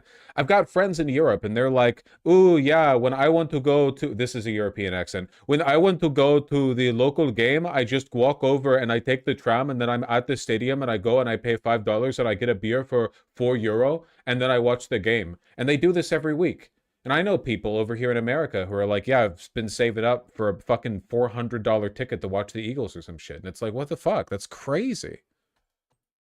President Infantino, and obviously you, Mr. President, and your entire team, Andrew and Nick and everybody. It is going to be an unbelievable sporting event next summer. It's going to be great. It's going to be great. Andrew, would you like to say something? Sure. I think we'll have somebody much more important. much more important. And honestly, without her work, without Secretary of State Rubio's work in the State Department, this would not happen. And without your leadership and your vision, this would not have happened. I think two key points. One, Secretary of Is State he dying? already Dog, they're talking about soccer. I'd be struggling to stay awake if I was sitting there too. Highlighted this is a welcoming message to the world without going around the safety and security procedures. It's so key to make sure that this World Cup is safe and secure, and the White House task force is working every day to make sure that's the case. And also, as Congressman LaHood said, the economic benefits for American businesses, both small and large, from a $30 billion event like this. So Man, really, that's thanks to nothing all the compared to White House 19 task trillion. force members, from Secretary Rubio to Secretary Noem, to notice of funding opportunities that went out to the CDC. ICE is going to guard the stadium, I think. They said that about the NFL. And they're probably not going to, by the way, because that'd be fucking insane. And also the amount of personnel that it would take to guard the NFL Super Bowl stadium would be a significant portion of their total staff. It would be a complete waste of time. But yeah, no, the administration is so desperate to vice signal about how racist they are. Like, it's gonna end up fucking over their numbers here, you know? Bad Bunny is going to get so much attention. So much attention, man. You know he's gonna say some shit too. During the halftime game, like he's gonna make a statement. There's no fucking way. They're gonna be crashing out over it for months after. Yeah, in Spanish, obviously. But I'll have you guys translate. States last month were really key from the safety and security perspective, to Deputy Chief of Staff Luna, who is integral in this whole process, to the White House task force members that are standing in the back of the room today and that couldn't be here. Without your hard work, this would not have happened, and I really can't thank you enough for really the best team I've ever been a part of. And also to FIFA, to the President Gianni Infantino, my good friend Carlos Cordiero. Your desire to make this World Cup the best yet, it's contagious. Every single day I come in and think, what can we do to make this even better? And Mr. President, your vision. Are you Yanks introducing halftime shows? You don't deserve sports? What the fuck are you talking about? The NFL, the Super Bowl halftime show is the most popular halftime show in the world. Nothing else even comes close. What are you talking about? That's our shit. You've got your soccer. We've got the other soccer. We've got the other football. He talking about the World Cup having a halftime show? Oh, I was talking about the NFL with Bad Bunny. I wasn't talking about the World Cup. Yeah, I don't think most sports have a halftime show. Does soccer have halftime? There's no halftime in soccer. Is there? Why is there a halftime in football? Why does football get a halftime? It's not like football is more physically strenuous. I guess it's more like dangerous in like a tackle kind of way, but yes, but no show? Why is there no show? Everyone, it's soccer. You're all Latin. Can't you do a dance?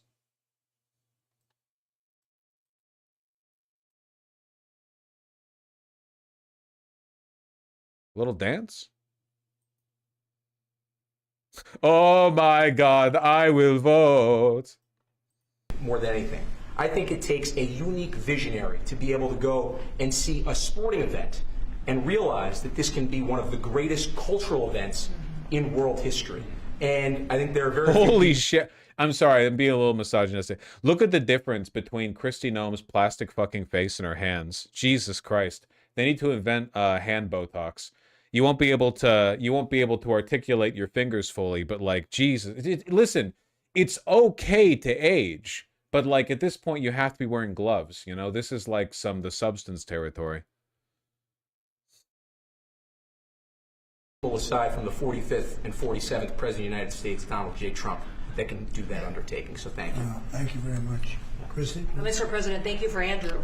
Thank you for making him the head of our FIFA task force. He's fantastic. And Nick has been a rock star in facilitating all of our meetings, getting everybody together, and making sure that we're prepared to host this event.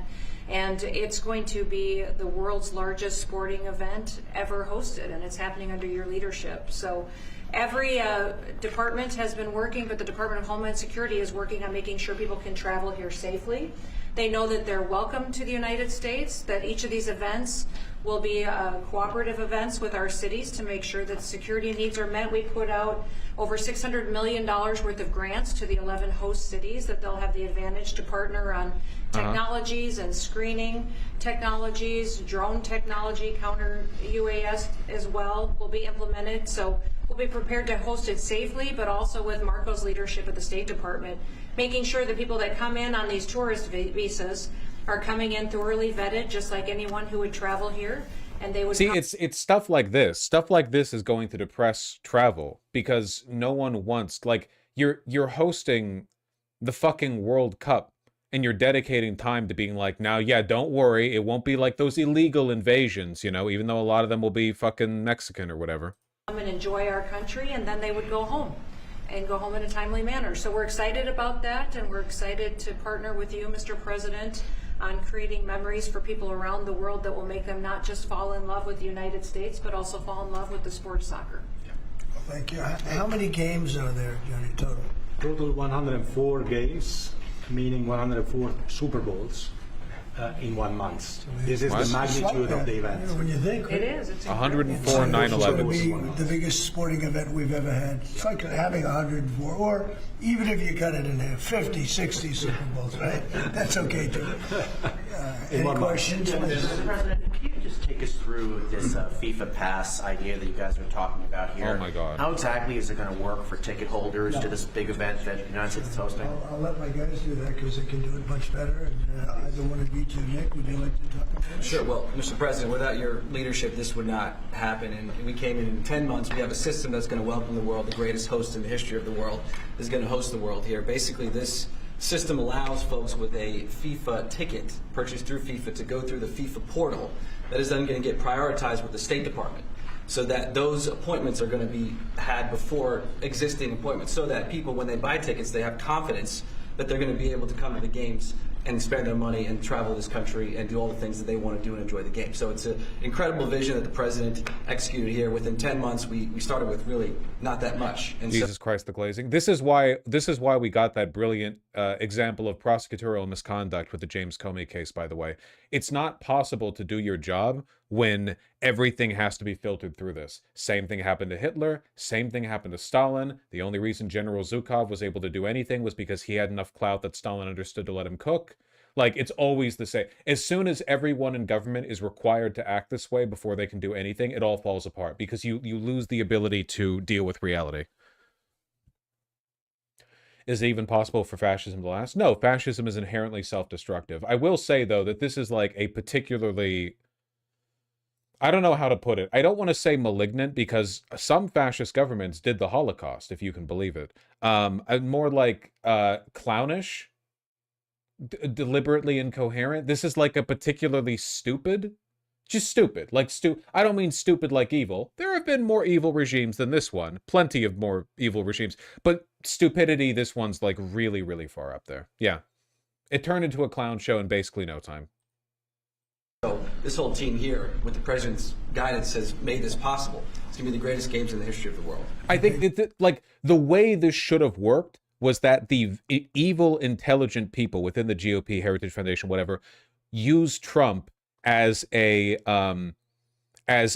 like rising populist figure to hinge their bad policies on. They use him as like a patsy, basically, yeah, to advocate for their interests, but once he became a liability, they dump him. But what happened instead was January 6th happened, failed, and then, for some fucking reason, there were enough loyalists to Trump within the Heritage Foundation, enough people who thought they couldn't do better than Trump, then rather than get rid of him as a patsy, they stuck with him and gave him everything he wanted. Every loyalist. Every single cynical, intelligent thing they might have had on the table, all of it was sacrificed in favor of appealing to his ego. So, like, the normal formula broke down. Trump was an attempt that failed. You know, after that, they should have, after January 6th, they should have buried him. The Republicans and Democrats together should have wiped the Trumpism clean off the slate, and then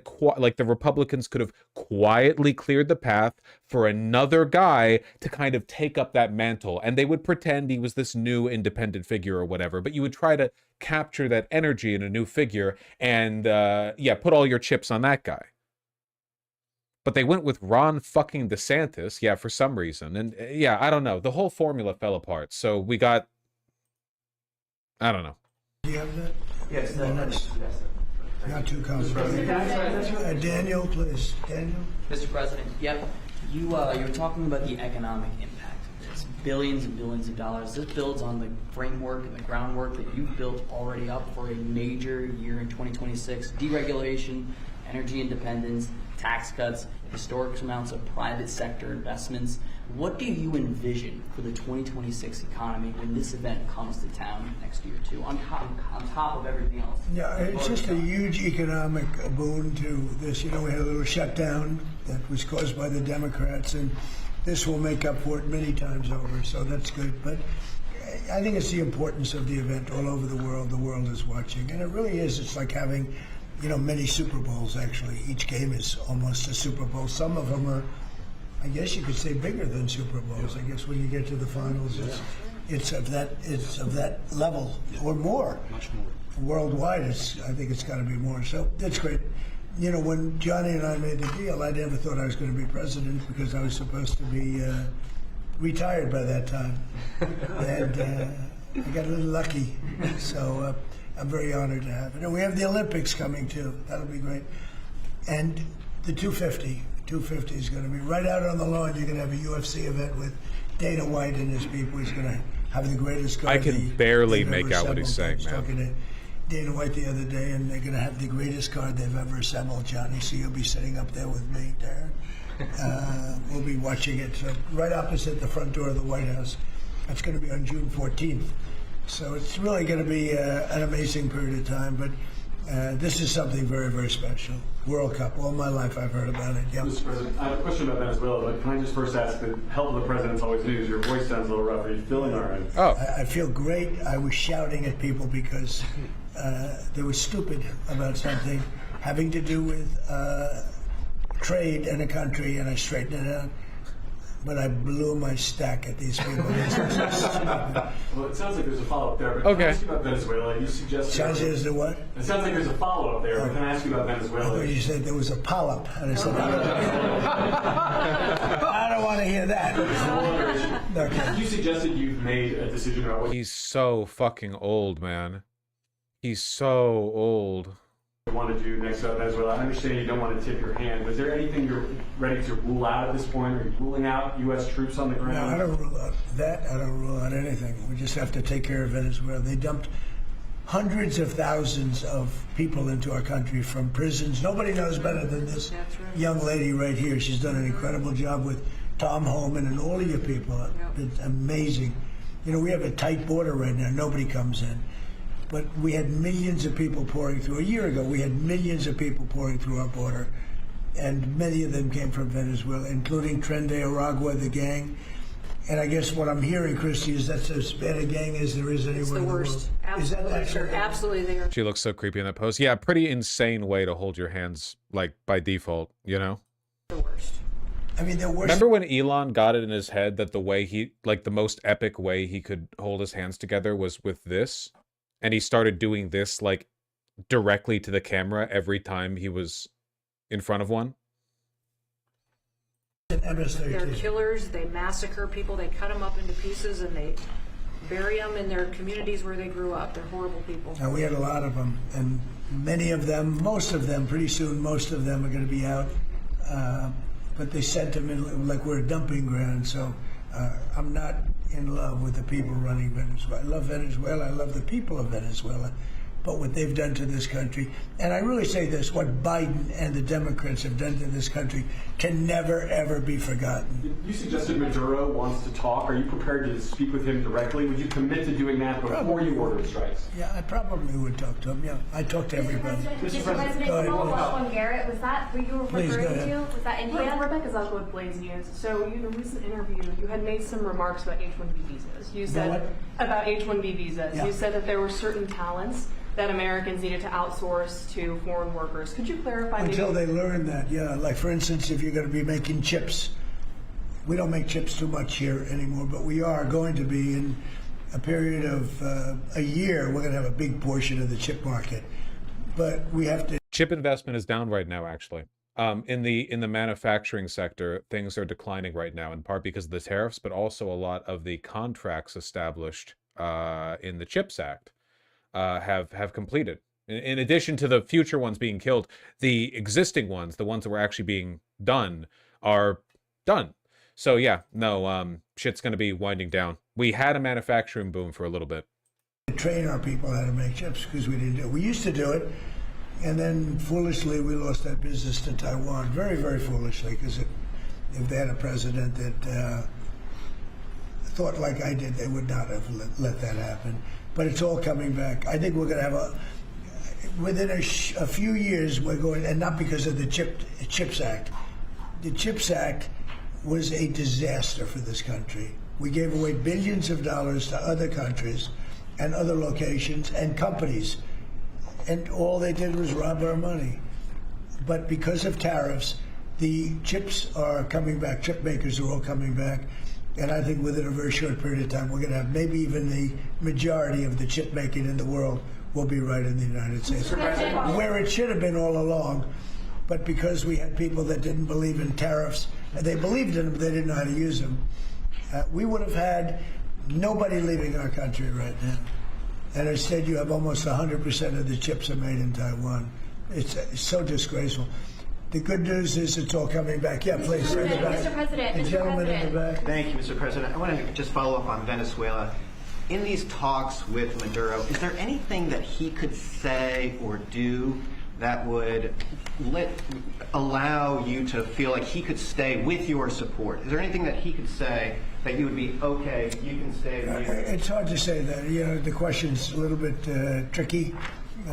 I don't think it was meant to be tricky. It's just that, look, he's done tremendous damage to our country, primarily because of drugs, but really because we have that problem with other countries too. But more than any other country, the release of prisoners into our country has been a disaster. He's emptied his jails. Others have done that also.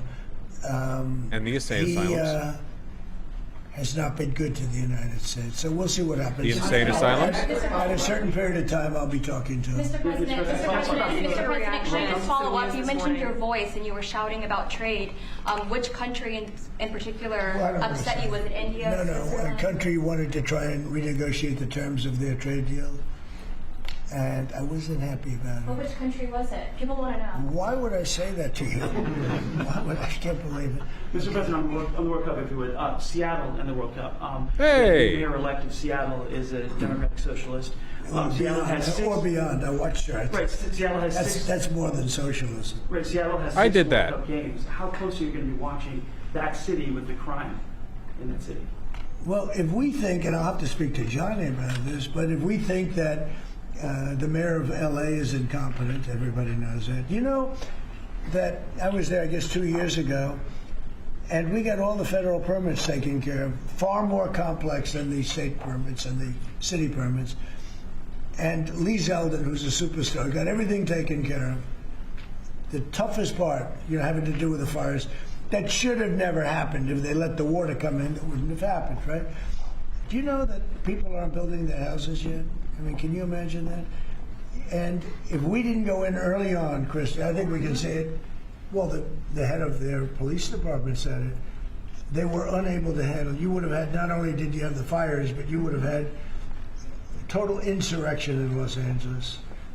And if we didn't go in, and the head of, the gentleman, he said it, and he said it strongly, said we could not have done it without the federal government. We did a great job. If we think there's going to be a sign of any trouble, I would ask Johnny to move that to a different city. We have a lot of cities that would love to have it, number one, and we'll do it very safely. So if we think there's a problem in Seattle where you have a very, very liberal/communist mayor, I would say, it's certainly beyond just liberal. I watched her over the weekend. Wow, that's another beauty we got there. But if we think there's going to be a problem, we'll... Oh, getting compliments, Katie Wilson, what an auspicious honor. This is the first time she's been mentioned by the president, right? Big deal, big deal. Johnny, can I say we will move? I don't think you're going to have this problem, but we're going to move the event to someplace where it's going to be appreciated and safe. Yeah, well, I think safety and security is the #1 priority for a successful World Cup. We can see today that people have trust in the United States when we see at the ticket sales, we sold, record-breaking figures of tickets, almost 2 million already sold out of 2 million that we've been selling. This is because people, they know that they will be coming here and they will experience a safe and secure World Cup. This is the responsibility, of course, of the government, of Secretary Norm, of everyone. And obviously, we will, we will discuss, we are working together, we have a task force for this, and we must ensure that all fans coming from abroad or being here, they can experience a celebration of coming together of the sport, and this goes only with 100% safety. We are communicating. I have no idea what the fuck they were saying there, by the way. I'm very sorry. I feel like the FIFA guy tried to pick that torch up and run a little farther with it, but I don't know. The torch was out like really early on. With all these mayors about what their responsibilities are. They know the safety and security of these events is their #1 responsibility, and we'll be there. The president's always there to keep Americans safe, but he also makes sure the people that know their responsibilities and that they're prepared to host these events and do so in a safe manner. Is there a timeline for that would have there was some news this morning from an Axios report that Senator Ted Cruz was laying the groundwork for a potential 2028 presidential run. Could I get your reaction to? Could you see yourself supporting Senator? Well, he's a friend of mine. I mean, I haven't spoken to him about it. It's a little early. It's 3¼ years. That's a long time. But he's a very good guy. He's a very good friend of mine. You remember we had quite a campaign against Ted, and it worked out quite nicely. Let's see, where are we? Oh, we're the other But I'm not that surprised to hear that. Mr. President, on the tariff exemptions, you had some recently on a variety of different. Hold on, what did Ted Cruz say? As we go forward in this, you might be making some news. Axios led its morning newsletter with this headline: Scoop, Cruz eyes 2028 run. Senator Cruz, where are you on that? You know, reporters are going to write headlines that get clicks and get eyeballs. I got a job. It's representing 31 million Texans, and it's fighting every day for 31 million Texans. And I'll tell you right now, the wins we are getting are historic. The one big, beautiful bill you were talking about just a minute ago, I was blessed to write major portions of that bill. I'll tell you 2 victories in that bill that I'm most proud of. Number one. Is that it? Really? Man, they're just drama. These White House reporters are just like you guys. Did you hear the news? Did you hear about the drama? Goods. I'm wondering, are you ruling out going forward no more exemptions on products? You were mentioning a disagreement you had earlier. So I'm wondering, we've taken in hundreds of billions of dollars in tariff money. We're going to be issuing dividends later on, somewhere prior to, probably in the middle of next year, a little bit later than that, of thousands of dollars for individuals of moderate income, middle income. We're going to pay down debt. We have a lot of money from tariffs. If we didn't have tariffs, this nation would be in serious trouble. And we've taken in tremendous amounts of money. And you know what's more important than that? We've protected our businesses from being raided like we did with the chip business. Now we're bringing them all back. But we had 100% of the chip industry. And then they left. They went mostly to Taiwan and South Korea, but mostly Taiwan. And they have almost 100%. And we're going to have, within a short period of time, a big percentage of the chip business are coming back because of tariffs, because they don't want to pay the tariffs, because the tariffs will be very steep if they don't come back, and they've committed to come back. As you probably heard, Apple is now up to $700 billion. We have NVIDIA at $600 billion. We have tremendous amounts of money pouring in. Actually, NVIDIA's tipped down lately. And Peter Thiel sold off all of his major NVIDIA stock, like a significant amount. So we'll see how that goes. Our country has become amazing again and really, really rich again. I will say this. We have a decision we're waiting for. It's a very big decision. The numbers that we've taken in, if you talk about investments, is trillions, not with a B, not with an M, millions, but trillions of dollars. I can't imagine having to give that money back on something that we're allowed to do. And the ones that are fighting us are countries, largely. They're back in countries that have been ripping us off for years, using tariffs to rip us off. And now we're able to defend ourselves. It really is a matter of national security, because economic security is national security. So I think you're going to see another thing happening. I think you'll see food prices. They've come down very substantially since Biden. But I think you're going to see food prices coming down very substantially. Saudi Arabia, tomorrow you're hosting Yeah. Saudi Arabia. Are you planning to sell F-35s to Saudi Arabia? Yeah. I mean, and also. By the way, the reason we're watching this is because I just realized, like, I guess after the FIFA portion, we hadn't actually seen a Trump press conference in months. So we're checking in a little bit. Obviously, it's dull as all get out. But, you know, that's your president. So are you looking at doing a similar security agreement like you did with Yeah, no, I am planning on doing that. Yeah. You're gonna They want to sell buy. F-35s? They've been a great ally. They've got to like us very much. Look at the Iran situation, what we did in terms of obliterating, you know, we obliterated their nuclear capability. Yeah, I will say that we will be doing that. We'll be selling F-35s. Yeah. Mr. President, to clarify something that you posted on Truth Social last night, you urged House Republicans to vote in favor of this Epstein release bill they're going to vote on tomorrow. I just want to be super clear on your position. Do you want to see that pass the Senate? Would you sign that bill if it gets to your desk? I do want to. Here's what I want. We have nothing to do with Epstein. The Democrats do. All of his friends were Democrats. You look at this Reid Hoffman, you look at Larry Summers, Bill Clinton, they went to his island all the time, and many others. They're all Democrats. All I want for people to recognize a great job that I've done on pricing, on affordability, because we brought prices way down, but they're going way lower, on energy, on ending 8 wars and another one coming pretty soon, I believe. We've done a great job. And I hate to see that deflect from the great job we've done. I'm telling you, man, he really, really does fucking hate it. He absolutely despises it because, again, to him and his social cohort, raping kids on Little St. James was just normal shit, right? It's like being like a 80s businessman in Manhattan. It's like, you know, oh, who rapes prostitutes? They probably all fucking do, right? You know? So imagine being in that environment and you get away with it like forever. You know, there are no issues. You're wealthy, powerful, everyone around you in the same social cohort, so there are no issues, you know? And then you make it all the way up to the presidency.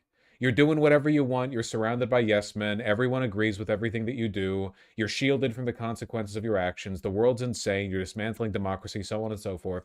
And then this keeps coming up over and over and over again. And in your head, you're like, what the fuck?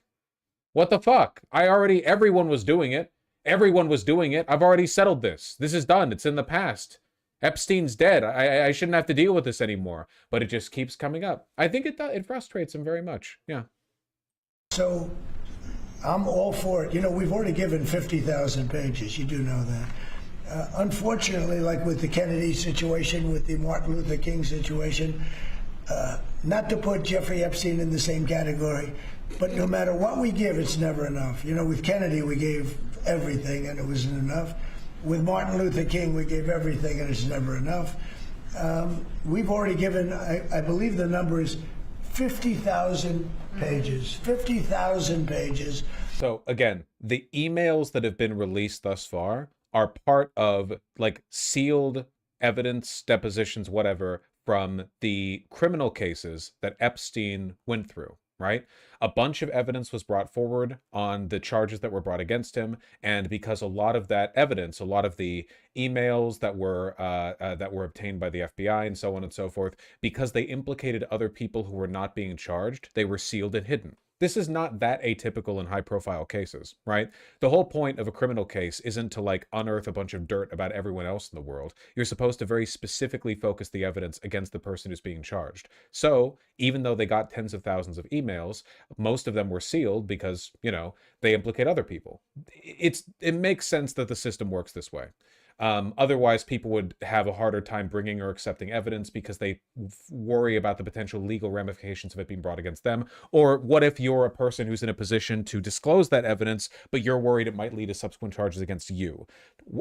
Investigations against you are their own thing. Investigations against Epstein are their own thing. It's kept separate. The emails that have been released by the House Oversight Committee, both Democrats and Republicans, have been from those cases. What the Epstein files are, we don't actually know. We have no idea. We have no idea what that actually is. It's possible that the House Oversight Committee might have an understanding vaguely of what the outline of it is, but we don't know what that evidence is really. My suspicion is that if the Epstein files really do exist, it's evidence that was obtained by the FBI after Epstein's death that was never used against him in a criminal case because he was dead. We're talking lots and lots and lots of not just things like emails, but videos obtained from the surveillance systems in his house and at Little St. James, documents that were grabbed from his facilities that have that detail meetings, stuff like that. These were never used in a criminal case because, again, he was dead, but that doesn't mean there isn't boatloads of evidence. I don't think we or anybody outside of the FBI actually knows what's in those files, you know?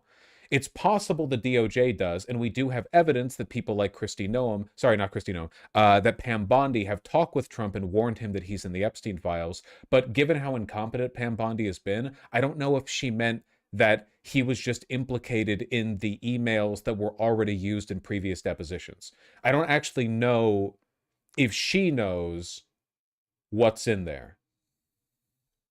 Elon knows? Elon does not know. Elon does not know a thing on earth. And it's just a Russia hoax as it pertains to the Republicans. Now, I believe that many of the people some of the people that we mentioned are being looked at very seriously for their relationship to Jeffrey Epstein, but they were with him all the time. I wasn't at all. And we'll see what happens. What I just don't want Epstein to do is detract from the great success of the Republican Party, including the fact that the Democrats are totally blamed for the shutdown. You know, they cost our country hundreds of billions of dollars with that, at a lot of inconvenience. So I'm for they can do whatever they want. The House got those emails directly from the Epstein estate, not Florida prosecution. Yeah, but they were kept by the estate, having been used prior in prosecution. Like, the Epstein estate holds on to those files because they were requested for those criminal cases. I'll give them everything. Sure, I would. Let the Senate look at it. Let anybody look at it. But we'll talk about this more in a second, and I want to kind of save that for its own bit. But right now, Trump has shifted after nearly a year, a desperate year of downplaying the existence and telling people not to vote for the release. He's now shifted and saying he wants it to be released. We'll talk about that in a bit. Talk about it too much because honestly, I don't want to take it away from us. It's really a Democrat problem. The Democrats were Epstein's friends, all of them. And it's a hoax. The whole thing is a hoax. And I don't want to take it away from really the greatness of what the Republican Party has accomplished over the last period of time. Yeah, the shutdown is now over. And administration officials had said when the shutdown ends, they'll reevaluate the farmer relief. Now we have the deal with China. So is the administration still looking to dish out farmer relief now that the government is back open? Yeah, I'm always going to help our farmers. So are you still looking to do I would do that, yeah. If they need relief, we'll be there for them. We're going to always be for our farmers. So what are you waiting Yeah, for? please, in the back. Mr. President, just speaking of the economic impacts of FIFA and possibly moving to another city, some games if you feel it's crime, is there like a timeline that you would do that? Because these cities, there's sponsorships, there's economic impacts for these communities. Sure. Is there? The governors are going to have to behave. The mayors are going to have to behave. You know, in the case of California, you have a problem. You have high crime, and you have a place that just suffered great fires and everything else, and they didn't do a very good job. And if we didn't go in from the crime standpoint, you would have had a disaster. It was not going to be handled properly. It wasn't able to be. The head of the police said without the federal government, they could not have done it. So here's the story. I love Los Angeles. If they want help during this, I would love to send in National Guard or whoever's necessary to help them. I want it to be great. I'd love it to be in Los Angeles. I love the place. It's a natural for Los Angeles. If we think there's going to be crime, if we are obstructed by the governor, and maybe he won't obstruct, maybe it'll be great. But I'd love him for him to call and say, we'd like to have some extra help. Because if there's even a hint of a problem, we want to get in there before the problem occurs. We want to make it totally safe for Johnny and FIFA and all of the great people that are going to be there. And I think that's going to happen. I would be honored to help California if they're going to have a problem. And if they think they're going to have a problem, they should say so. We can be in there in 24 hours notice and do a great job. Mr. President, by the end of the year, by the end of the first quarter. Well, I think this, if they would tell us now, they're not going to have a problem. Because if we go in, they don't have a problem. Look at D.C. There's no crime in D.C. anymore. And D.C. was a mess. If they want us to go in, I'd like them to tell us right now. But if we go in, there will be no problem. There will be no crime. What's the message then to like local businesses who are considering sponsoring? Tell your governor to ask for federal help. We'd love to help them. Also potentially launching strikes in Mexico or putting American troops or American personnel into Mexico to deal with the Would I cartels. launch strikes in Mexico to stop drugs? It's okay with me. Whatever we have to do to stop drugs. Mexico is... Look, I looked at Mexico City over the weekend. There's some big problems over there. If we had to, would we do there what we've done to the waterways? You know, there's almost no drugs coming in through our waterways anymore. Isn't it down like 85%? It is, sir. I don't know who the 15% would be. It wouldn't be you. No, that's for sure. No, I think it's been... Tons and tons of you would say drugs. that's a big signal. Absolutely. We have almost no drugs coming into our country by the sea, by, you know, the waterways. And you know why, okay? I mean, it's pretty obvious. Would I do because that? we've been illegally vaporizing fishing boats like 1,500 miles away. I really do think the average Republican believes that these fishing boats that are in Venezuelan coastal waters, like they think they're on like a mission, you know what I mean? Like they've been intercepted on a direct route for the, you know, Miami or whatever. Land cars, I would look, every boat we knock out, we save 25,000 American lives. Not to mention the destruction of families. These families are decimated forever. The mother, the father, the children, they never recover really from it. You know, when you lose somebody, like the way they live, if you lose them, but the way they die is horrible. So when we knock out a boat and we save 25,000 lives, that's great. Now, do I feel the same way about the corridors that they use? We know every one of them. We have every one of those corridors under major surveillance. We have nobody coming in through our southern border. But we know exactly how this they is get great there. stuff to banter Things about here, how during they get the drugs a here. conference about the Fentanyl, World Cup being cocaine. hosted in your Colombia country. has cocaine factories where they make cocaine. Would I knock out those factories? I would be proud to do it personally. I didn't say I'm doing it, but I would be proud to do it because we're going to save millions of lives by doing it. Would you only do it with Mexico's permission, though? I wouldn't answer that question. I've been speaking to Mexico. They know how I stand. We're losing hundreds of thousands of people to drugs. So now we've stopped the waterways, but we know every route. We know every route. We know How are overdose deaths, by the way? I haven't actually looked at the numbers for 2024 and 2025. How are they doing? Are they still shifting upward? Has there been any kind of downward trend? Addresses of every drug lord. We know their address. We know their front door. We know everything about every one of them. They're killing our people. That's like a war. Would I do it? I see data that goes up to I'd probably go into Congress 2023. and say, hey, and you know what? The Democrats and the Republicans would both agree, unless they're crazy. And they are a little crazy on the Democrat side. But we have lost hundreds of thousands of people a year, death.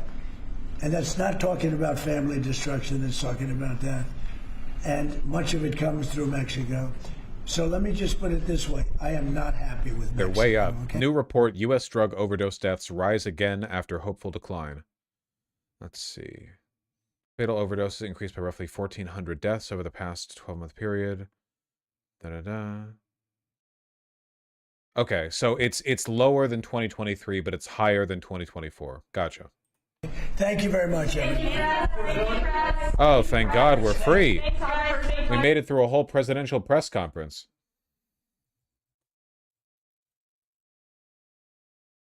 That was hell? It's been trending down. I wonder why it's been trending down. More awareness, maybe? More Narcan? I don't really know. Don't really know. It's probably going to go up again. It's probably going to get a lot worse sometime in the near future. Drug use in general is lower, though. At least people are drinking less alcohol. Smoking more weed, though, which is bad. But less alcohol is good. So, you know, you take what you can get, I suppose.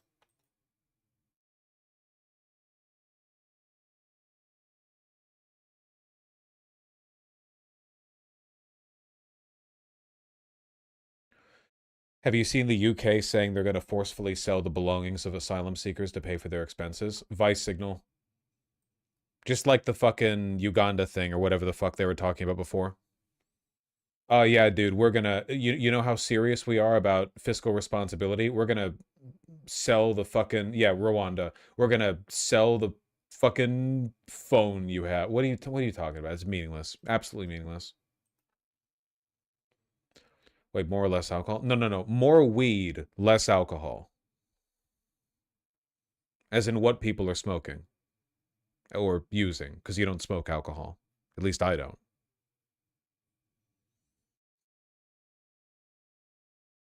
Even if we're just alchemizing alcoholics into weed addicts, that's probably better for them? Yeah, for sure, yeah.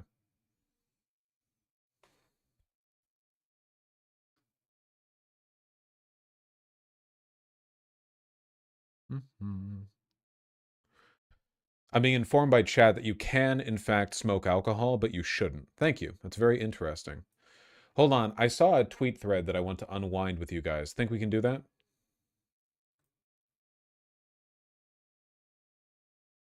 Anti-nuptial turn among young women and adolescent girls is disastrous. From new Pew Research, high school girls' interest in marriage drops 20+ percentage points in last 30 years. Damn. And men are right at the same, or boys, I guess, are right at the same point. That's crazy. Wonder why? We're headed down the South Korea path. That's not good. That's not good at all.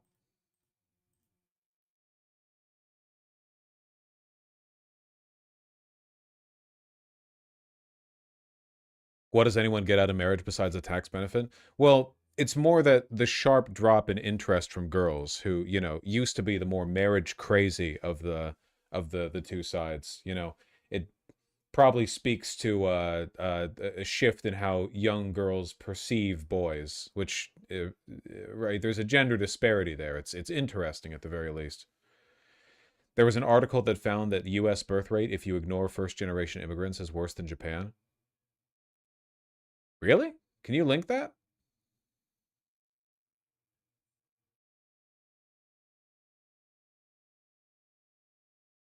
That's not good.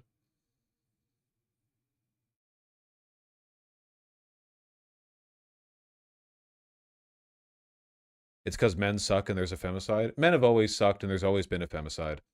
Philosophy Tube just released a video about us being wrong about the birth rate. I watched it. It was a pretty bad video. I don't want to do the whole like drama back and forth thing, but I found it extremely unconvincing and incurious.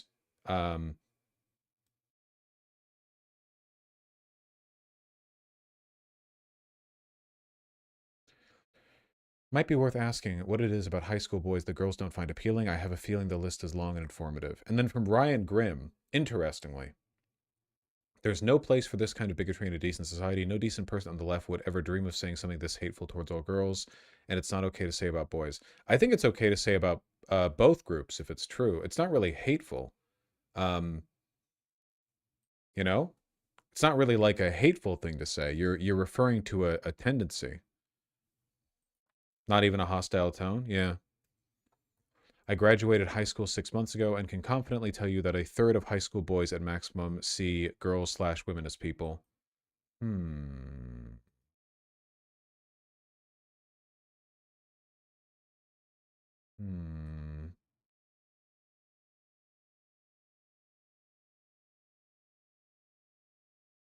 What's the number, Wumbo Bongo? I'm doing a thing right now. What's the number for native-born Americans? Or, I don't know, whatever term you want to use.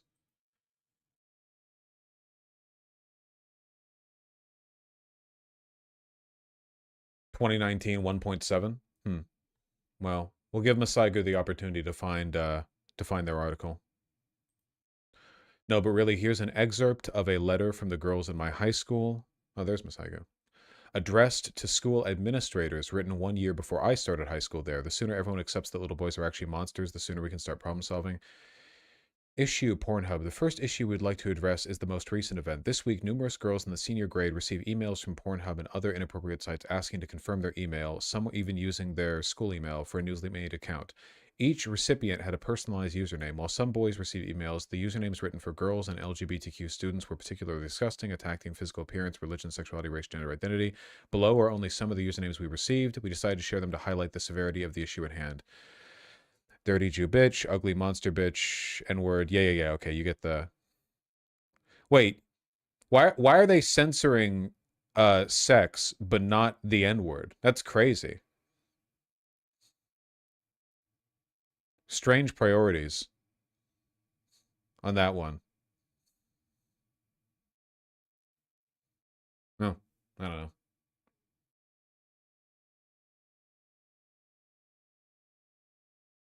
Yeah, peak 2025. Yeah, I don't know. Seems pretty bad. I don't know if this is necessarily indicative of anything because it could have been done by one person, but... Trends behind the historically low U.S. birth rate. Over the last 15 years, the East Asian country of Japan has seen its population decline amid low birth rates and falling marriage rates. Last year, more than 2 people died for every 1 baby born in Japan. Ew. A net loss of almost 1 million people. In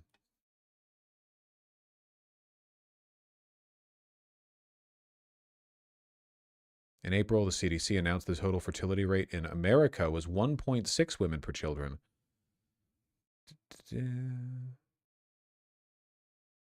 Breaking down the data. Women per children? Children per women. Per woman. Woman.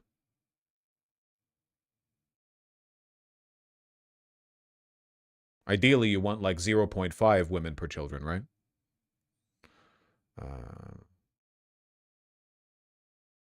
Fear of economic decline.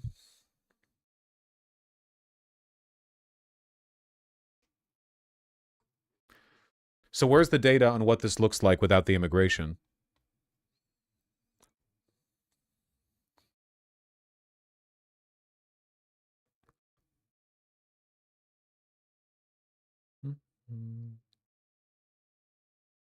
Yeah, Masaigu, does this data refer to what you're talking about?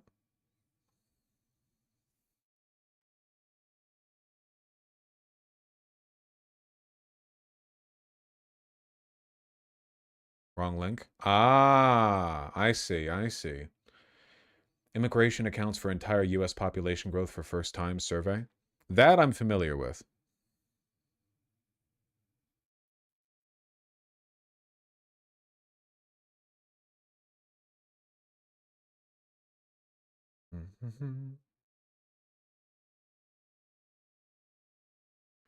Three-quarters legal status of some kind. People are saying, oh, the numbers.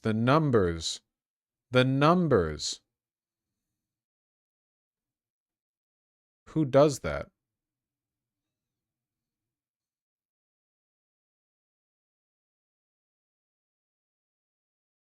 I don't care. I'm bored now. Yeah, basically it's bad. It's probably going to get worse as well. I don't really know. Still, that data is pretty scary. The Pew Research data.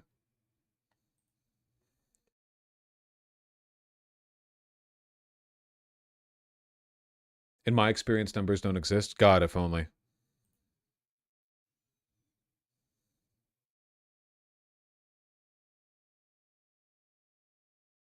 About half of 12th graders say it's very likely they'll want kids if they marry. So back in 1993, yeah, look at the decline, man. Very likely they want to have children dropped by like fucking a quarter from 64 to 48. It's strange asking 12th graders no, or am I strange? No, not at all. I think you can get a lot of useful social data off of like what people's family aspirations are if you ask them, you know, at the end of high school, for sure.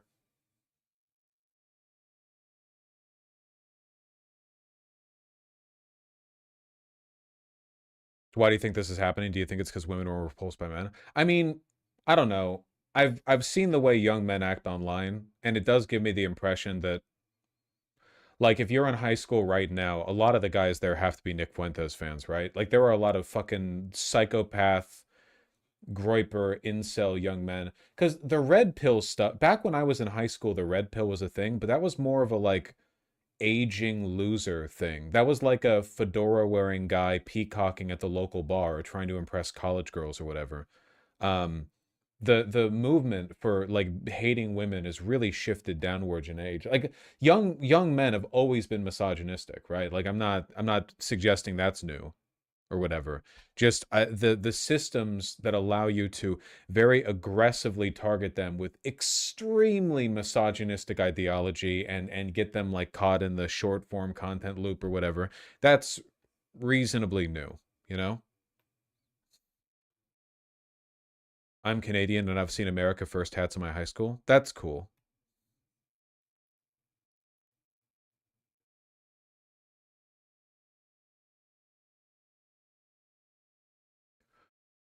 I've been noticing a lot of younger women talking about preferring slightly older men than their own age because they tend to be much more mature and less insane. That's probably not going to help with the demographic skew in the long run. I guess women tend to live a little bit longer, so, you know, fucking, they're going to be widowed at like 68 or something. But yeah, there's always been an element of that, I suppose. I just wonder, I don't know. It's pretty bad.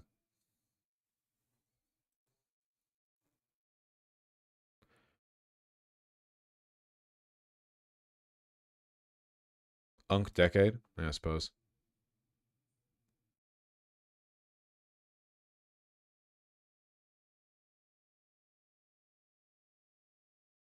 Women have always preferred older men. I think that historically the reason women have liked older men is because marriage has been the only way for women to achieve financial stability. So, or one of the only ways. So, older men tend to have their careers more set. So women see that as like they're skipping some of the early awkward like finding your footing years career wise. But now I don't think that's the case anymore. Women actually outperform men when it comes to college job interviews, stuff like that. So I think now it's more like if I date my own age, that kid is more likely to be a Hitlerite or whatever, which is probably a worse. I mean, they're both bad. The disparity is bad in either case. It's not good at all.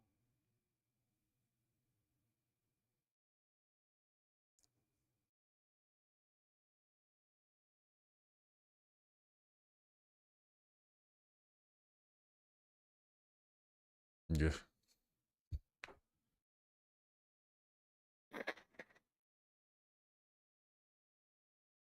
Do you agree girls are expected to mature faster due to social pressure?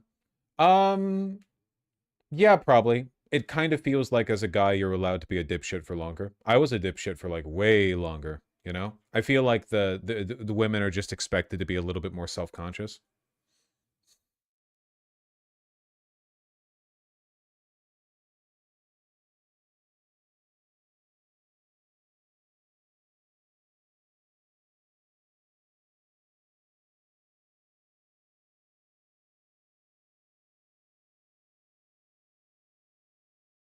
Was?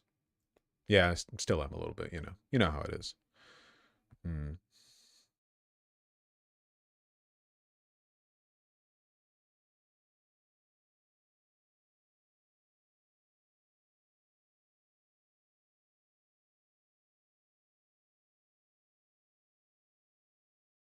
It's one of the reasons I didn't like that philosophy tube video, you know?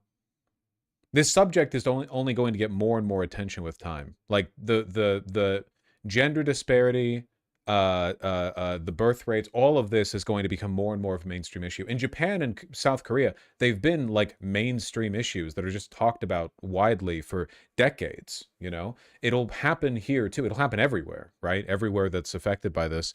And I don't want only the far right to have like explanations for this. When people are talking about like legitimate real economic and political problems caused by the birth rate decline, I don't want the only motherfuckers out there with a solution to be, you know, what if we did a white ethno state? What if we were more misogynistic? What if rape were legal? You know, like repeal the 19th, that's the moderate solution. You know, like these can't be the only people with opinions on the subject, right? We have to develop our opinions a little bit preemptively.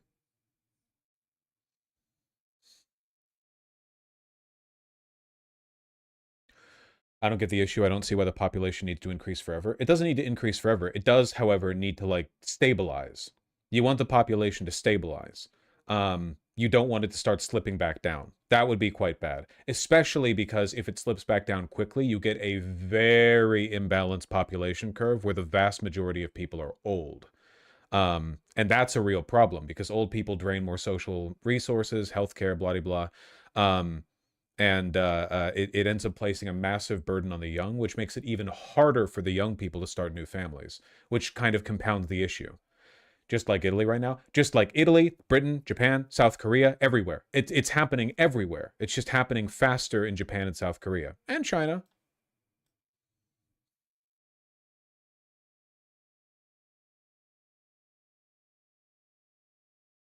But what are the slipping back down as part of stabilizing? It's not. I promise you it's not. We can just like level off. The slipping back down that we're describing is like actual social or civilizational collapse that could take centuries to recover from. The damage to your economy, to the infrastructure that you would incur from like a massive population collapse is very, very, very difficult to deal with. With climate change and resource scarcity, shouldn't we lessen our population? Nah, I don't believe that bullshit. Listen, if climate change reduces our population, it'll be because of the fucking water wars or tsunamis or whatever. We should not, like, I promise you that population collapse will only make these problems more difficult, you know? You do not want to be dealing with climate change and climate refugee crises and every single developed country is experiencing a simultaneous population collapse where 90% of the population is 40 years or older. You do not want to do all that at once. Japan could remedy the issue by being less racist and letting immigrants. Yeah, but that only works to a point, right? Like, ideally, your domestic population should be like you can. I have nothing against subsidizing your birth rate with immigration, but that only works as long as there are excess immigrants to come in, and other countries' birth rates are also decreasing. So, you do need. It's a band-aid fix, exactly. What about the Black Plague? It led directly to the Renaissance? No, it didn't. That's not how history works. The continent-spanning mega plague that killed like a significant portion of the population actually led to centuries of wretched suffering, and then little pockets that managed to flourish afterwards, in spite of it, developed into what we now call the Renaissance. That wasn't really. I think the Renaissance could have happened without the Black Plague.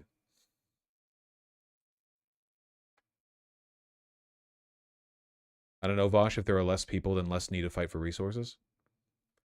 This isn't a Civ game. We don't fight over resources. We produce the resources. We're humans. We make the environment.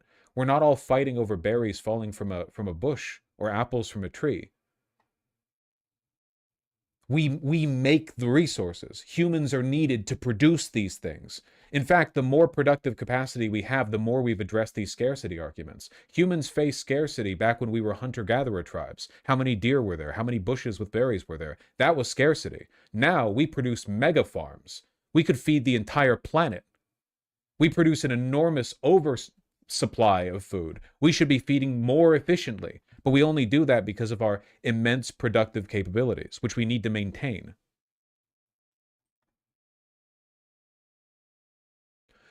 I don't think we can produce helium or oil. We do not need to experience global population collapse to preserve the supplies of helium or oil. What are you guys talking about? Why are you being contrarian with me? Why do we do this every time?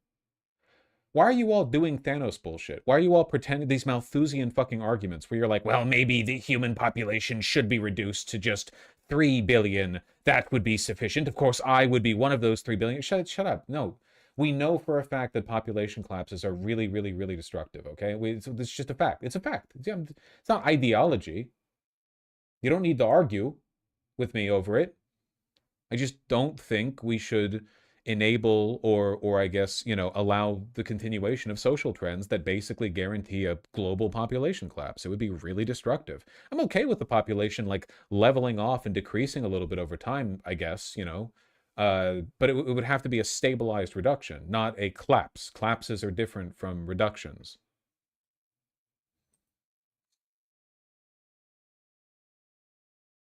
The people making these arguments are the young men girls don't want to date.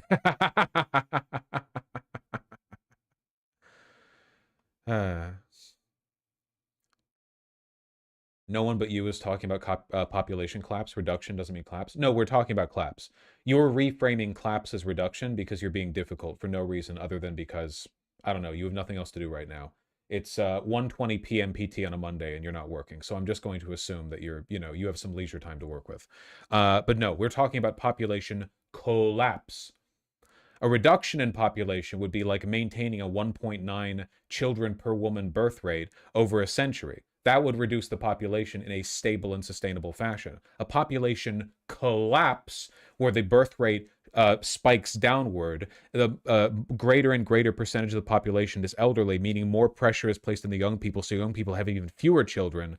That's a collapse. That's like over the course of a century, your population could reduce to like 1/3 of what it was, which is really bad.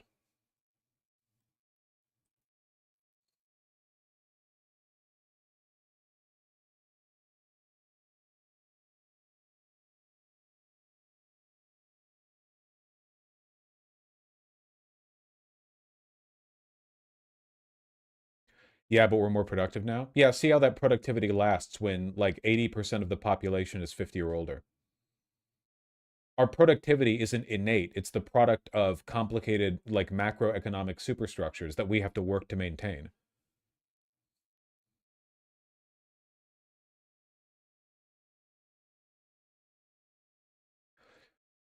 Couldn't young people have more kids because there will be more elderly to care for them? That's just not how it works. It just doesn't work that way. The elderly might not, the elderly are not like a vague labor pool that you can pull from for free daycare. That was like, that's the shit you get with your family. Is your family willing to step up and do free daycare for 3 or 4 kids? That's just not how it happens. Look at Japan or South Korea right now, man.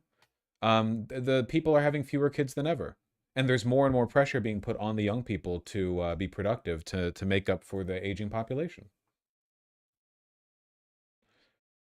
Sure, but we could actually do that? No, we couldn't. Elderly people are not going to be conscripted into daycare, and you're not going to convince a bunch of young people to have lots and lots of kids when they're working all the time. Stop. If your potential solution for a global demographic problem is, well, what if people just started doing X? Then you don't have a real solution. You're acting like conservatives. Why can't we just take the subject seriously? Why can't we just take the topic seriously? Why would we acknowledge there is a global declining birth rate? It is reaching, like, it is significantly lower in many countries than replacement rate. It's a real problem. We should address it. You know, we should talk about it.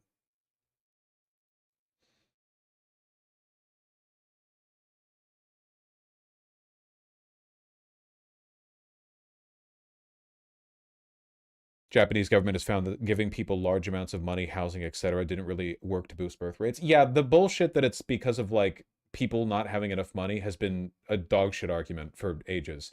The population or the birth rate was higher 200 years ago when people had way less money. The birth rate has actually decreased in direct correlation with the average income of the average American, you know? Like the more money and the more healthcare and the more social stability Americans have had, the fewer kids they've had.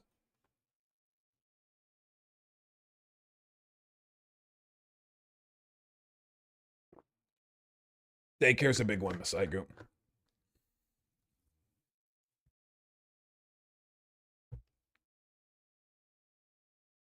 So you and Elon agree? On what? We need to drink water? On what? It's the golden age of chat, not listening to anything Vosh has. No, they're always difficult about this topic. I don't know why. I don't know why. Vosh, why can't you imagine that people don't want to reproduce their childhood on people who are afraid of the future? What the fuck are you talking? You're projecting. You're projecting your emotional problems on. I have not at any point said. I haven't said anything about intention or motivation. You're just explaining. If you don't want to have kids, that's fine. I'm not coming after you. I'm only talking about a general demographic trend all across the world, from America to Japan to Saudi Arabia, all across the world. Don't get in your head a bunch of other fucking arguments, okay? And then project them onto me.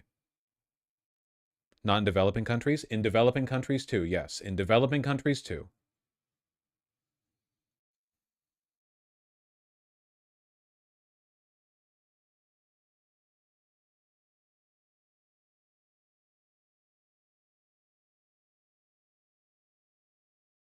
You're asking the average voter to make rational decisions? Nope, I haven't asked anyone anything. I don't know why you're saying that. That would only make sense if I was asking people to do something. I haven't asked anyone to do anything. I'm just talking about an issue and saying it's an issue.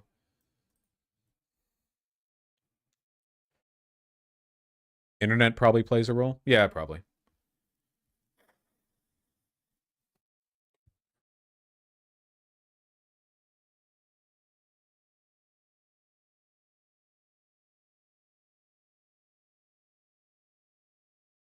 Too busy playing, yeah, Hearts of Iron 5 or whatever.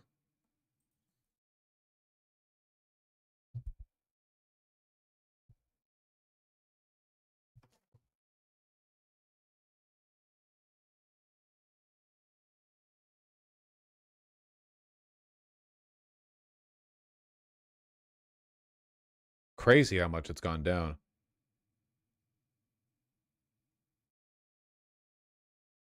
Here, let me find one with a more, like, crunched, range of data.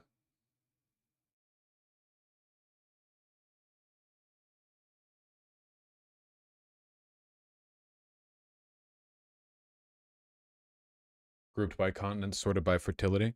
You got Africa, Asia, Europe, North America, Oceania, and South America, who are well down there.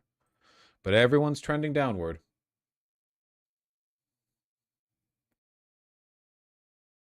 We need to get to researching artificial wombs. Wouldn't it be more sensible to approach this more from, like, to talk about what's causing it and like what might be done to address it? You know? I don't know.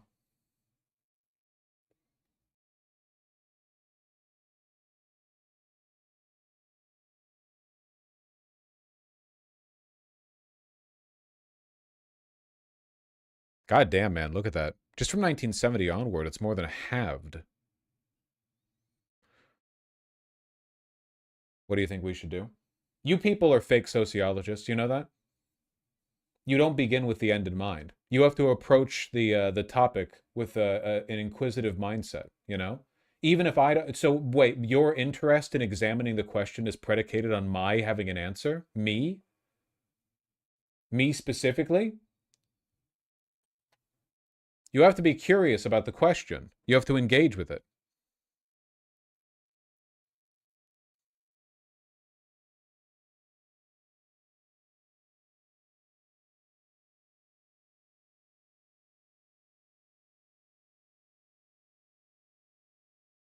Just wondering what your thoughts were.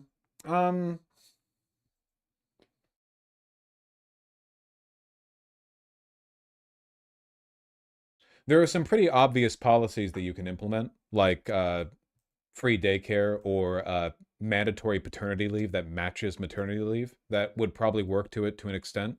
I feel like a society that encourages child rearing, to at least to some extent, is going to have like some gendered biases built into it, because there's just no getting around the fact that if you want every woman to have 2 kids, which means that for every woman who has 1, one has to have 3. For every woman who has 0, 2 others have to have 1 more, or one has to have 4, etc. Like, that's a lot of time spent having fucking cravings and weird poops, right? For the mom. There's always going to be that bias built in. I don't really know.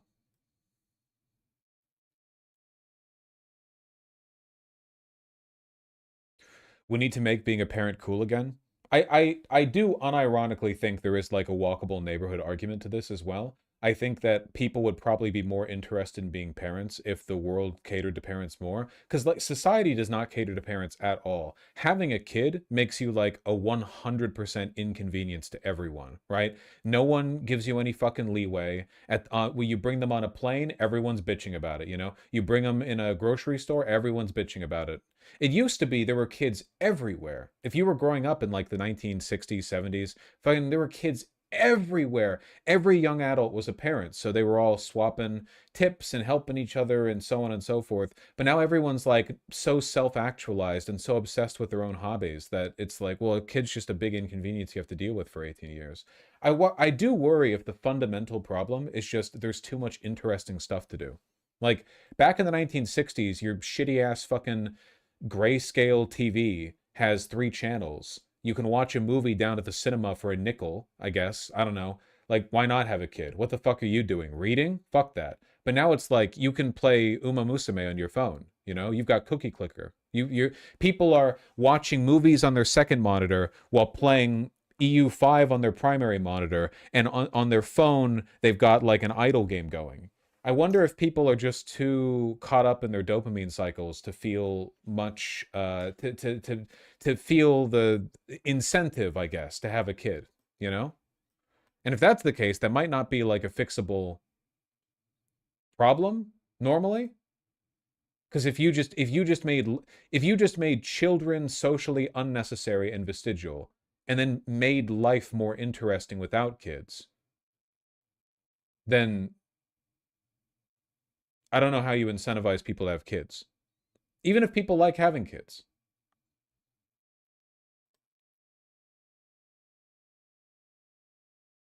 Yeah, we do have to get rid of the internet.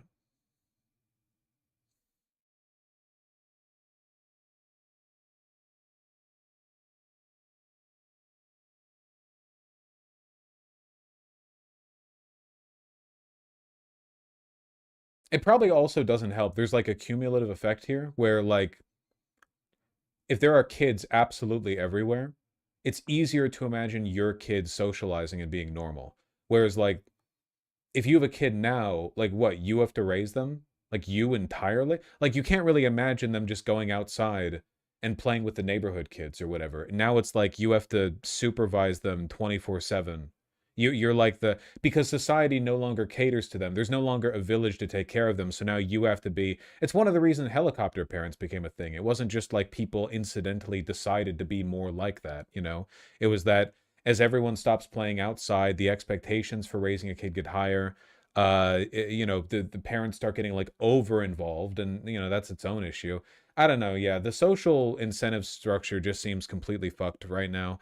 I don't think it's just money is the thing. A lot of people say like if you just give parents money or there's social equality or whatever. No. I don't think that's the issue. Um, we do need to bring the village back, yeah. It's about time, not money. Yeah, but even if you gave people the time, what if they just want to play Uma Musume? I don't know.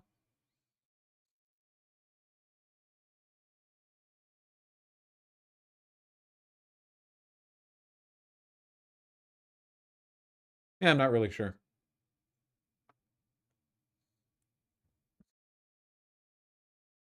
Not to mention, and this is more of a like a fundamental issue, I suppose, but it definitely isn't going to help if the gender disparity between boys and girls gets to a point where they're like marriage isn't even an aspirational thing. Jesus, only 60% of 12th grade girls want to get married? Really? 12th grade? They're like stupid. Shouldn't they think marriage is great? That's insane.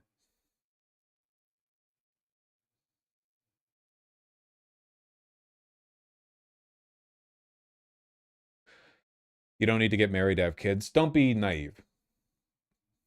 It's in the mind, it's a package deal. We're talking about like the lifestyle you're working towards. There is a trend here. I don't know. That's rough. No, I don't think gender equality necessarily helps. I don't think gender inequality helps either. You know, because the numbers are also closing in like Iran and Saudi Arabia.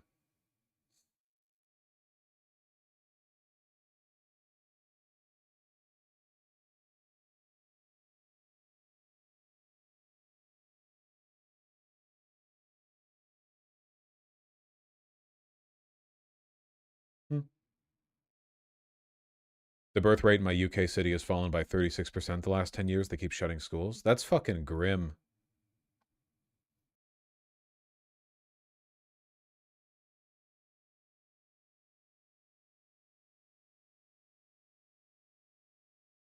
Bristol's birth rate is falling more rapidly than that of any other city in England and Wales. 21% reduction in the past decade. In Bristol, the birth rate's fallen by 36% in the past decade. Yeesh. In Bristol, a birth rate of 1.14. God damn. Imagine having kids in like when in your entire neighborhood, your whole block, there's like one other kid. Yeesh.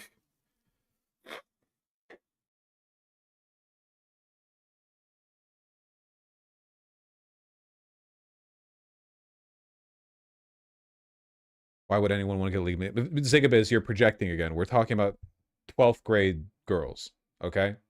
The significant decline in their interest in marriage with no change in boys' interest in marriage of the same age, it indicates something. And it's not like a cynical interpretation of marriage being for tax benefits. It's a more immediate difference in their environment.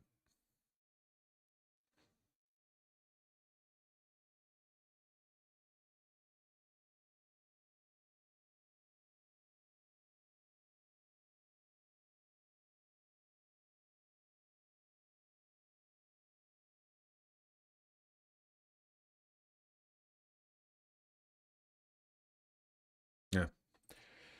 The availability of birth control is also a big contributing factor. If people couldn't really choose whether or not they got pregnant, that would make it a lot more difficult to not get pregnant. But the that seems like you know, you're introducing rats to your restaurant to take care of the cockroach problem, right? I don't really think that fixes anything. Oh no, now we got the birth rates up, but fucking there's rape and unplanned pregnancy everywhere. Ah, you know, I don't think that fixes it.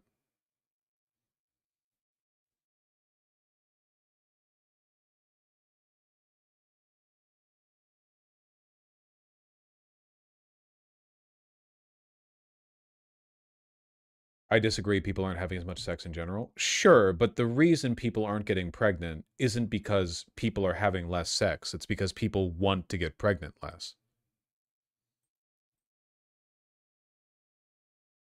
Especially these days in America, it's pretty easy to choose. Also, Vosh, I was reading yesterday that teen pregnancy falling is a big part of this. Is that true? Yeah, teen pregnancy has plummeted over the past 30 years, which is great. But teen pregnancy did make up a pretty decent chunk of the birth rate. So I guess the hope would have been that it would have been displaced downwards, right? So the girls having kids at 17 would turn into girls having kids at 22 or something. But obviously, there was just like a decline all across the board, you know?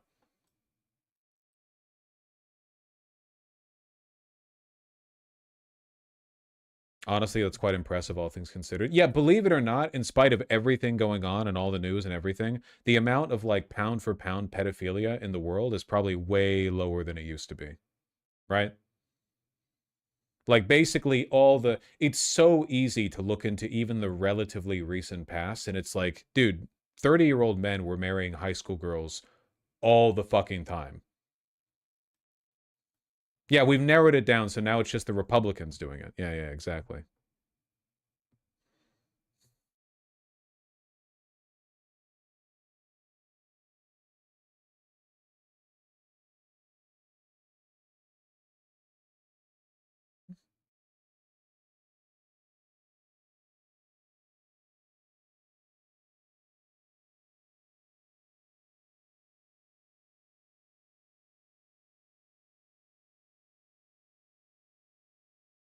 Interesting topic.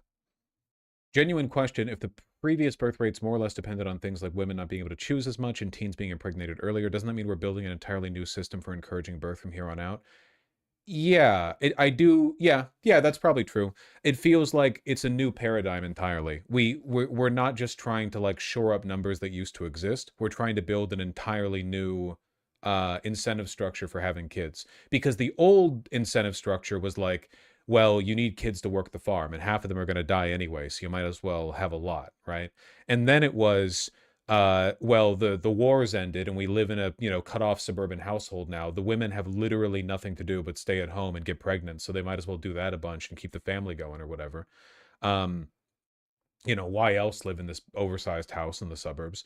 But nowadays, it seems like we've kind of run out of reasons. Now the only reason you would have a kid is because you want to have a kid, Oh God, don't leave, please, this is just incentives 101. Do not leave a civilizationally necessary part of our social infrastructure up to people's whims, right? Like, we do not keep the sewers functioning because people want to keep the sewers functioning. No, we pay people to do it, actually.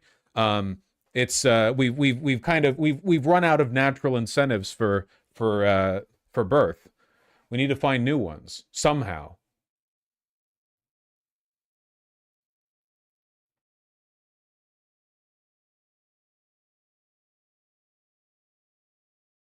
So making being a mom a job?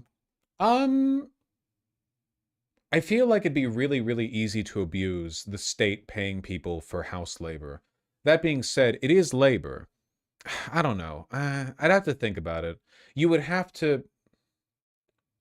I think you would have to recreate the village, I think. You would have to invest a lot, and I mean a lot of resources, social resources, into the recreation of the village. You want it to feel like a community project, basically.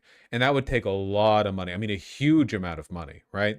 And I don't know if that would literally translate into paying women to have kids, because I don't think that would necessarily fix it itself. I think it's more like we would have to treat the project of having kids and raising them as like a great social effort that we're all working together on. Like, we would have to have the same attitude towards it that we've had towards like wartime in World War II, right? People are carpooling, people got victory gardens, everyone's like invested in the project. If you're in a neighborhood and you don't have kids or whatever, it's like, okay, maybe you don't have kids, but you are going to come down to the the village and help out, right? You're going to come on down and like help raise kids or whatever. You got to pitch in, don't you? You're not gonna just sit there and do nothing. There's like a social incentive to contribute, because right now parents are so alienated. Parents are so like, they're just like, you have to take care of a kid on your own. That's crazy. No one ever did that. No one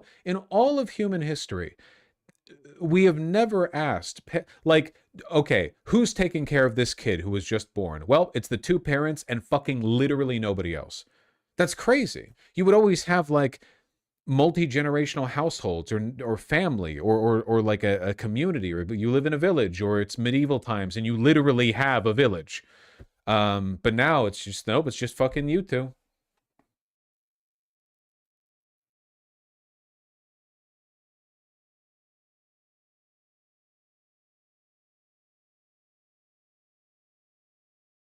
Treating it like a big social project. I guess that's not really a very concrete answer, huh? Like, that's not exactly a government program.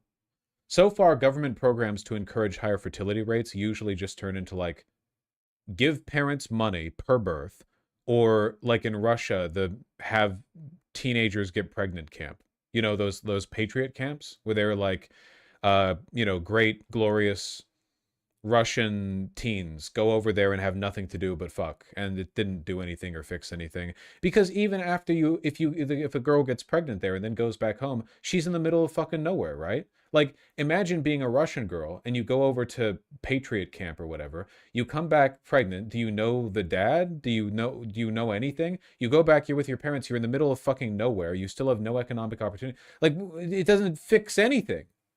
The easiest part of raising children is getting a bitch pregnant. That's the easiest fucking part. That shit's so easy you can do it accidentally. Many do.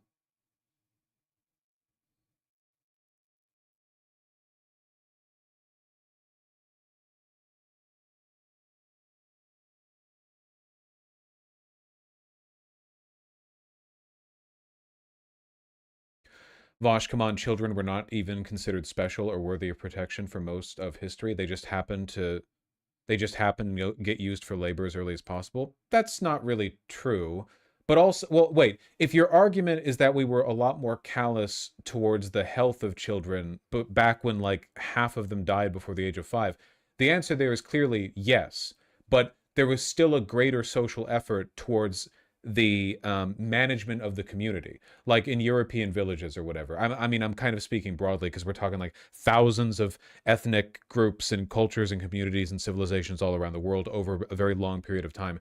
But you know, I'm not saying that the kids were coddled, but there was more of a communal effort, at least within the family, towards taking care of people. You know, they had to back in the villages. They had to back in the tribes or whatever. You know.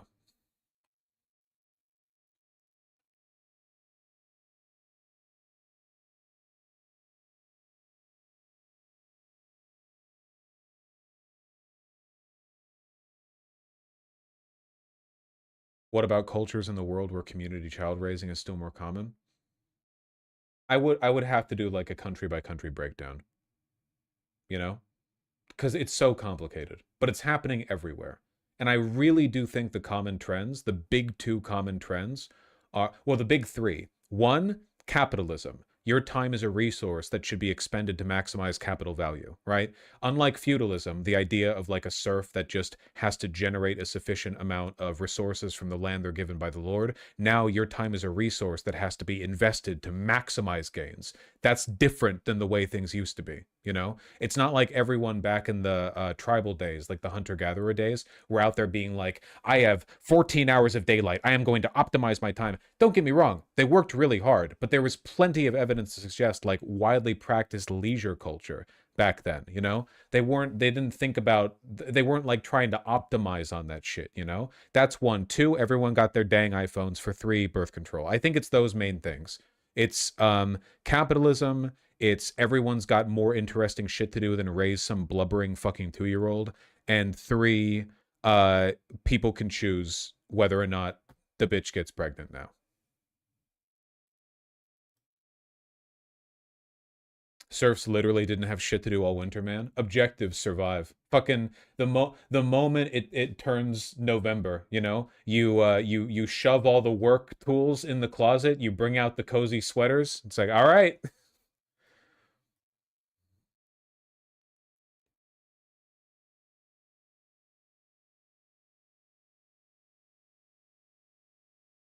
And you just make babies, lol. Yeah, you be fucking because you want to stay warm. Sorry, I know a lot of people get really like cynical or weird about the topic, but I hope now that we've talked about it a little more, everyone kind of understands where I'm coming from. This isn't like an Elon Musk fake crisis, birth rate, you know, white nationalist, blah blah blah. It's like an actual issue, you know. I just think it has to be approached with a bit of, it has to be taken seriously.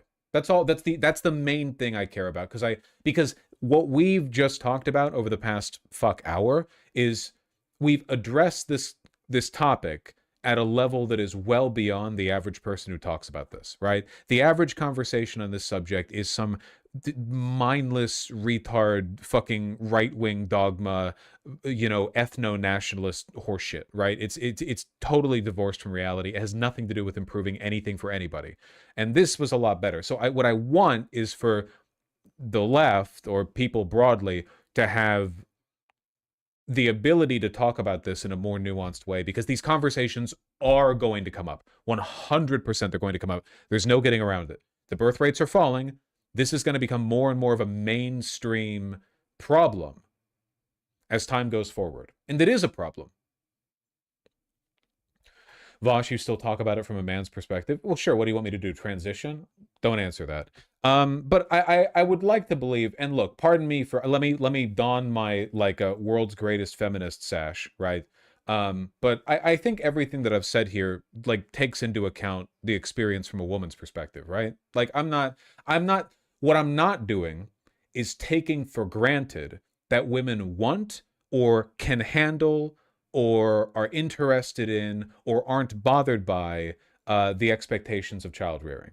You know what I mean? Like I'm trying to approach this from more of a like, you know, we have to build the incentives. Women have to want to have and raise kids, you know? I'm not taking for granted the idea that like, well, it's just natural for them to. I guess it is, like in a strictly like, you know, like biological mandate sense or whatever, but obviously, you know, there are lots of things that are natural that are not necessarily good, like morally good.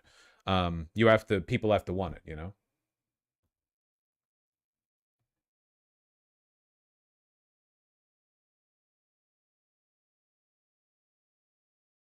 Oh yeah, I saw this. Elon saying the Roman Empire collapsed because of the population collapse. And Roman Nerd said, no, that's not what happened actually. It fell for different reasons. Elon said, read more.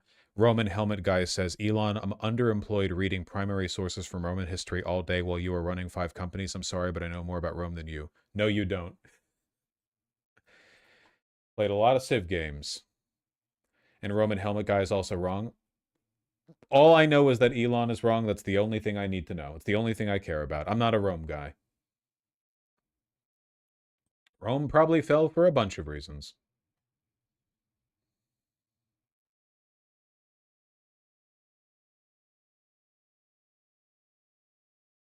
Yes, actually, I'd listen to a trans woman or any woman over the view of a man who probably doesn't think about being a woman much. Okay, wait, genuine... Hold on, 1 second. Can we leave this kind of id pull in the past? All right? Would you go to Candace Owens for her take on black issues? Sorry, that's being uncharitable. I guess what I mean to say is, like, if you think there's an element of the conversation that's missing, I think you should be able to point to it and not just vaguely allude to it. Like, you could say, well, I think this is coming from the perspective of whiteness, right? Like, this is a whiteness-informed take. And, like, yeah, I guess I can't really counter that. I don't really think we've talked about anything here that's sort of presumptuous or inaccurate with regard to, like, women or, you know, non-white people or whatever else. I'm just saying, it's a global problem, you know? I mean, fuck, the 2 countries that people talk about most in the context of population decline are South Korea and Japan, and to my knowledge, those aren't white countries.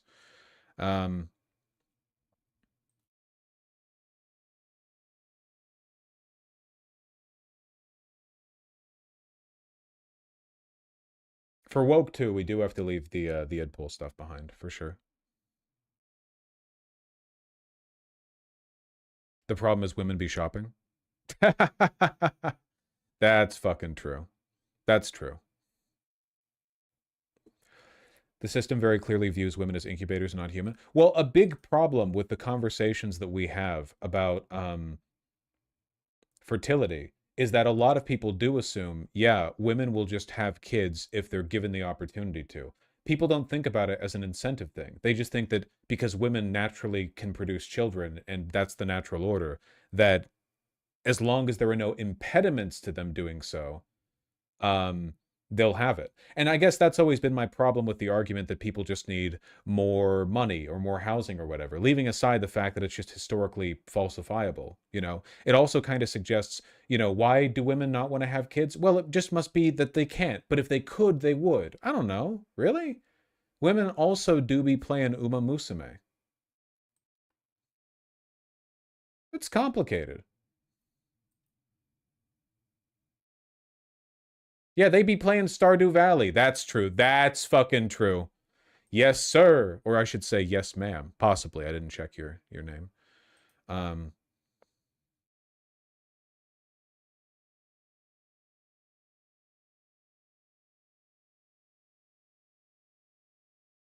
literally playing Stardew Valley right now. Oops.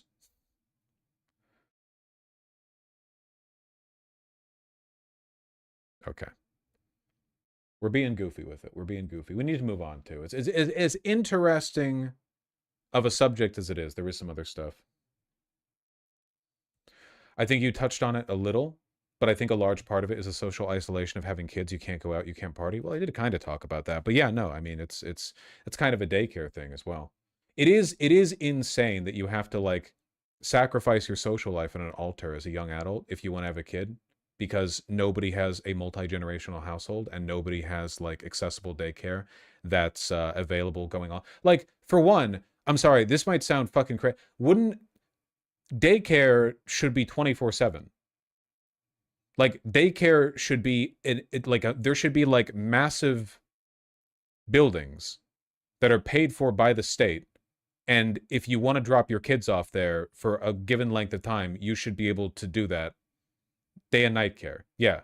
And you can just do that. I don't know. Like, you shouldn't leave your kids there for fucking 3 days in a row or whatever. But I mean, like, it does seem kind of weird that it's only during the work hours, because you have to get a babysitter otherwise. But that's its own whole fucking thing. Or maybe, I don't know, state subsidized babysitters. Wait, am I onto something there? I'm rambling. I need to hold on 1 second. We need to move on.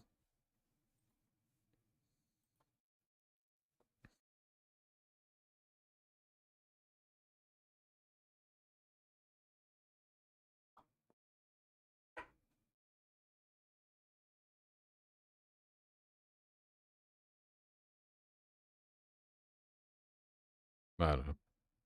Okay. I have way too many links open for a guy who understands that it's 2 p.m. PT. Share of articles written by humans are generated by AI. More AI stuff on the internet than non-AI stuff. Excellent. Great. Clavicle surgery. What is this? I think somebody linked this in the context of, like, look at an example of what's destroying young men's mind. What is this? Why are you spending $100,000 on surgery to go from 6'2" to 6'6"? That is more about presence. You walk into a room, people notice, right? Because people will come up to me, they'll say, "Oh, well, 6'2", you know, that's already very tall." But in terms of percentiles, it's only 91st percentile, right? 6'6", we get to 90. I'm always thinking that when I see a 6'2" person, or I should say, sorry, another 6'2" person. I'm someone who wants to be the best, right? And I'm willing to do whatever it takes to get there. The unfortunate part about limb lengthening surgery is almost no one is going to be able to do it because you're going to have to be out of work for 6 months to a year. You're going to be hospitalized for the first 3 weeks. You're pretty much immobile for the first 3 months. The next 3 months after that, you know, you're really not going to be able to walk without crutches and stuff like that. So getting away from work for that long is just not possible by most people. And not to mention the outrageous prices. So it's a very treacherous process. It's very painful. You know, you have to be under close supervision with doctors. Sounds great. And you really have to gauge the value. Is this something that's worth it to you? Because it's a horrible process and there's no beating around the bush. Okay. Is the inevitable consequence of the, I guess, internetification of body standards was that the bar is going to be set higher and higher for everyone, right? Like, nowadays, women are comparing their, like, high school girls are comparing their appearances to fucking Insta models, right? So now guys have to be like, am I tall? Well, could I play in the NBA? No? I guess I'm short then. Basically, what I'm saying is that the internet is a system designed to give everyone body dysmorphia and an eating disorder. Look at all the transgenders it made. And all the anorexia. I'm onto something here. It used to be back in the 1970s that if you were like a fat, balding, like 5'4" Italian guy, you didn't mind, and neither did the women in your life, because everyone around you was also a fat, balding, 5'4" Italian guy. If you lived in New Jersey and you're, hey, whoa, Vinny, like, it doesn't matter, because everyone around, that's just what people look like, you know?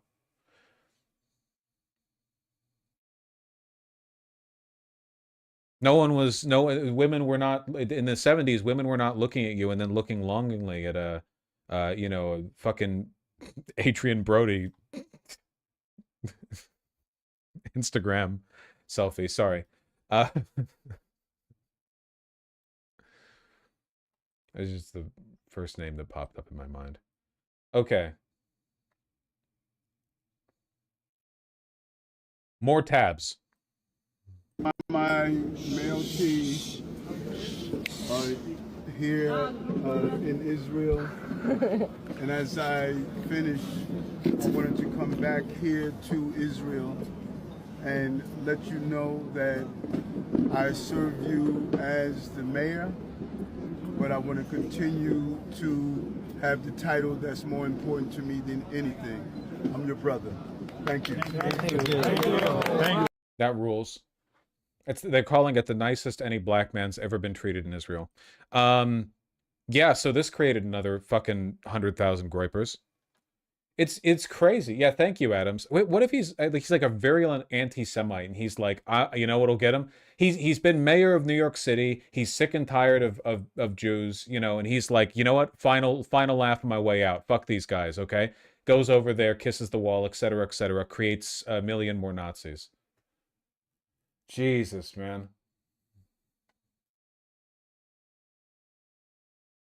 Been my pleasure to serve you. Jesus fucking Christ. Why is he wearing a kippah? When you're at Jewish religious or ceremonial events, it's traditional to put on a kippah yourself, which, you know, it's fine, I guess.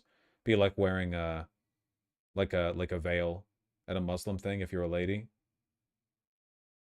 Do Catholics have a version of that? Is there like a Catholic church thing, like everyone put this butt plug in?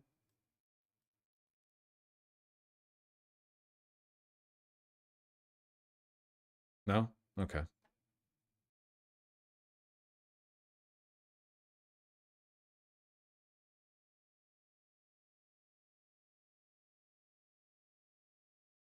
Mormons have the special underwear? Yes. If you go into a Mormon temple, they make you put on the special underwear.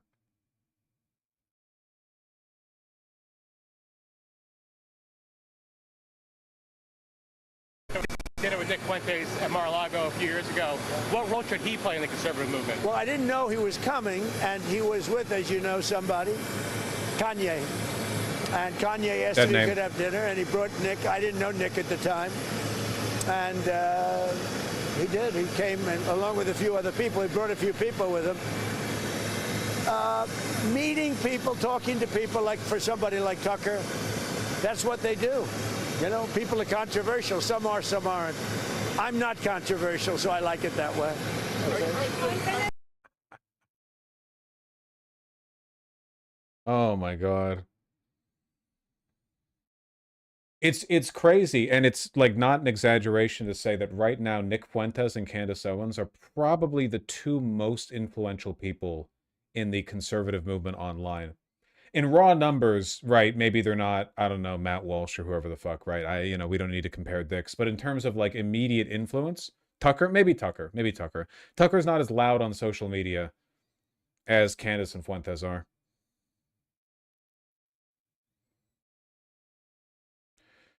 You trying to make me miss Kirk? I mean, Kirk's big funnying does open up a power vacuum, you know?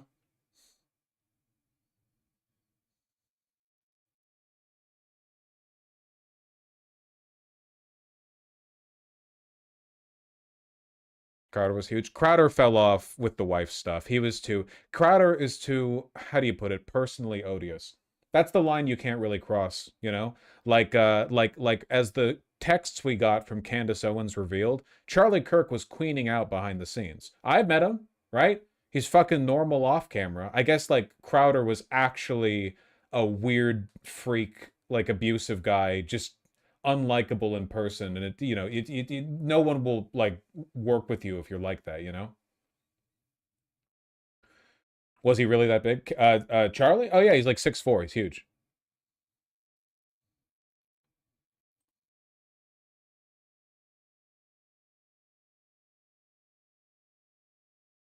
Was huge.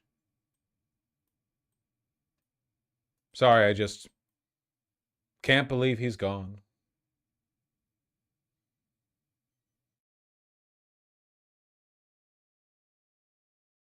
Isn't Nick also weird IRL?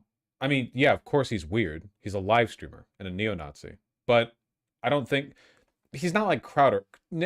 Like Crowder's like a angry, sexual, harassy, abusive, whatever. Like there's a bunch of stuff that's come out about him. I'm sure that Nick Fuentes would just be like an awkward, nebbish guy if you met. Hasn't Destiny hung out with him a bunch? Isn't there like testimonial to this? You could probably have a more or less normal time hanging out with Fuentes or Kirk. Probably, definitely Candace Owens. You know, the line is being interpersonally odious, which again, that's what Crowder flagged.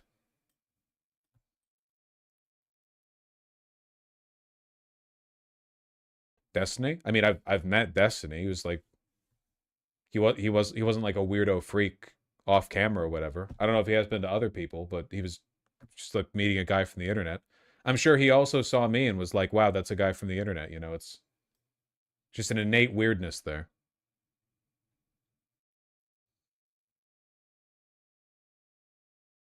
Yep, that's a guy. Yes, sir.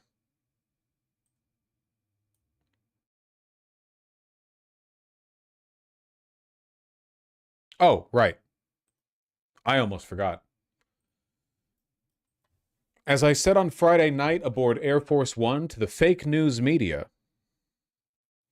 Destiny can be very dry and weird in person, but not the whole time. I think the thing that limits Steven socially or interpersonally or whatever is that he often live streams the stuff he does interpersonally, or he live streams very frequently when he's at events. So you feel the weight of an environment like bearing down on the back of your neck. I would probably get the same thing to an extent if I had my, like, if I had all these like complicated interpersonal relationships with people in the space, and then I had like I would look at a person and then everyone in my chat would be like, fuck that guy, fucking piece of shit, ugh! And then there's this like weight of expectation. That's where I wouldn't want to do that. That would probably compromise my ability to like be normal talking to people. Not like I fucking go to events anyway, right? Anyway, as I said on Friday night aboard Air Force One to the fake news media, House Republicans should vote to release the Epstein files because we have nothing to hide. And it's time to move on from this Democrat hoax perpetrated by the radical left lunatics in order to deflect from the great success of the Republican Party. So this is a weird play, right? He spent an entire year desperately trying to keep these files from getting released. What has he done? He's lied about them nonstop, attacked people for mentioning them, attacked fellow representatives, the fellow Republicans, representatives, attacking journalists who bring it up, getting actually pretty mad when it's brought up. He had Mike Johnson hold the House closed and refuse to bring in Grijalva, swear her in as a representative because she would have been the final vote. They had a meeting in the White House Situation Room to try to bully, I'm blanking on her name. I'm so sorry. Come on, you know. Why am I thinking Joe Boebert? What's her first name? Lauren Boebert. Jesus Christ. Lauren Boebert. Joe Boebert. Maybe that's her husband or boyfriend. I don't know. Lauren Boebert, to try to bully her into rescinding her her sign on the release. So we know for a fact that he authentically wanted these files to not be released. And now it seems he's comfortable with them being released. This can point to one of three things, right? Either the files have been changed, his understanding of the files have been changed, or he has been told that this is inevitable and he needs to take a different rhetorical direction. I think it's only one of those three. Either an edit to the files, he's been given information that makes him more comfortable with the release of the files. I think that's the least likely option, by the way. I don't think he has access to any new information. And the third one being, we need a new optical strategy because this shit's happening one way or another. You know? How could they edit it? We don't know what the Epstein files actually are. I said this earlier, but I'll repeat it because it is important. All of the information that's been released on Epstein thus far that we have access to are emails and evidence that were collected as part of criminal cases that were brought against Jeffrey Epstein in the past.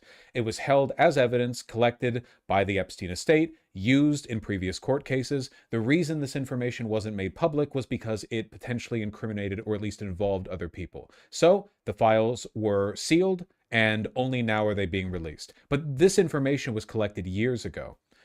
As to what the Epstein files actually are, in all likelihood, if there are Epstein files, I mean, like if there is a distinct collection of information that people refer to as the Epstein files, it's probably evidence that was collected from Epstein's estates post-mortem. After his death, after all, he died in prison, right? He was of interest to the courts. The FBI probably swept over. There's no way that the FBI was not collecting evidence from a guy with that many skeletons in his closet, you know? Can you imagine they just leave Little St. James like that? You know, like they're just like, we're not going to touch it. Just leave all that shit, all the recordings, everything there. Probably not. No, they swept it up. You know, they got what they could. They put it in a big bag, and it's sitting somewhere in Fort Knox. I don't know. That's my guess on what the Epstein files are. In which case, they would almost certainly implicate Trump. Bloomberg says that 1,000 FBI agents redacted names on 100,000 files. Is this about the Epstein files? Or is this about the emails that have been held by the Epstein estate? Because people have used these terms interchangeably, or they've referred to them interchangeably, and I don't know what they mean exactly.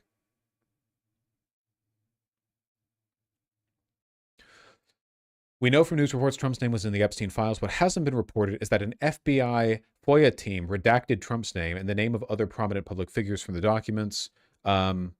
If this was done by the FBI, they're probably referring to the actual files and not the emails, because the emails that were released by the House Oversight Committee were held by the Epstein estate, not by the FBI. So if they actually went through the documents and did all these redactions, that's not going to make Trump look good when they're released, right? Like, if they go ahead and release this and all the names are fucking redacted, people are just going to say every single redacted name is Trump.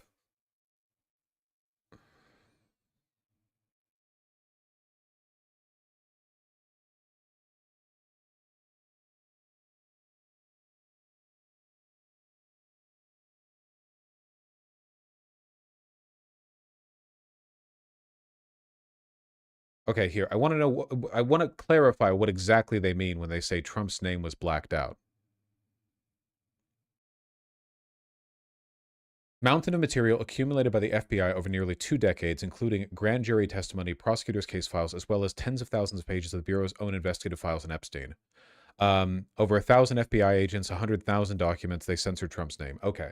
I do not know what files they're referring to here. I don't know if they're referring to files that were obtained pre or post Epstein's death. I have no clue. Do you think they could just omit entire pages? Sure. There are many ways they could fuck with the release of these files, but I don't think it would go over well for them. Because any edits they make, any alterations, any redactions, whatever, are only going to fuel further conspiracy. You know? I came from YouTube chat. I'm at work. I think you're wrong. Don't get fired now. Near the same time, he asked Bondi to open an investigation into Bill Clinton and Epstein's relationship. They're going to redact all the files that are a part of this active investigation in order to cover Trump or any other powerful person that wants not to be named. I think that if that is the play they attempt to make, it will not work even a little bit. That's so transparent. Again, this isn't about getting Trump arrested. It's about PR. Nothing is going to lead to Trump being arrested. They could release a 4K video of him fucking a toddler. It wouldn't make a difference. He's the president. The law is broken. He's not getting arrested. Okay? This is all about PR. So if they release the files and Trump goes, "Oh yeah, sorry, we couldn't release all of them because we're investigating the Democrat," like it's just going to continue the conspiracy, right?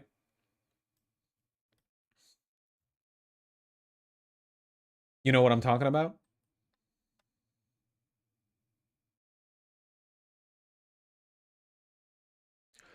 Unfortunately, I don't have a Wall Street Journal account, but these are the files, if I recall correctly. Yeah, I don't know if they're referring to the same block of files. Sorry, I know I keep repeating that, but it's really frustrating because there are lots and lots of, like, lowercase Epstein files. You know what I mean? There's lots and lots and lots of them out there. So the question is, like, what's the block that Trump has been afraid of seeing released? It will be another in 2 weeks thing forever. Fuck it, good. Dude, this shit's been horrible for him. The Epstein panic, the continuing conspiracy, all of it, it's been fucking terrible for him. Everyone, including a majority of Republicans, thinks he's handling it terribly. If he keeps blustering his way through this over and over and over and over and over again, giving people, you know, new insights, or because journalists are still going to ask him and he's going to get mad every time they do, it's going to keep going all the way to 2028 or for however long he has, you know?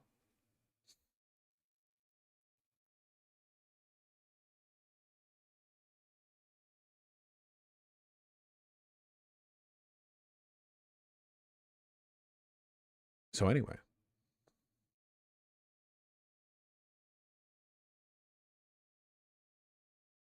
DOJ has already turned over tens of thousands of pages to the public on Epstein. This is not true. The House Oversight Committee procured this information. The DOJ has not been the one providing this information. The only thing the DOJ has provided has been like a bunch of highly censored documents, the uncensored versions of which were already released.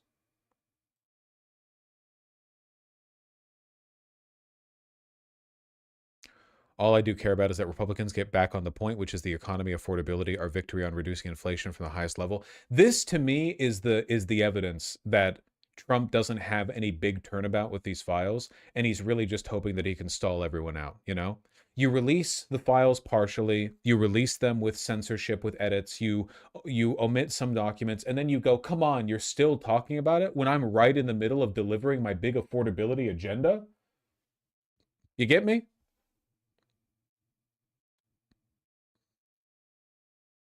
Like, if he had a big turnabout here, something devastating to others, I think he would be crowing about this a little more, you know? He'd be playing it up.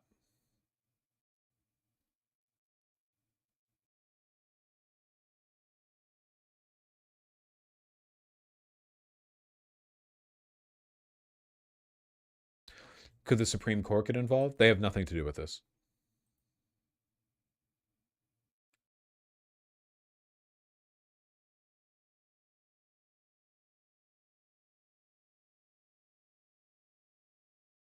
The gambit is to slow walk it. I think it is, which means that this is just going to keep dragging behind him forever, which honestly, you know, really, really funny.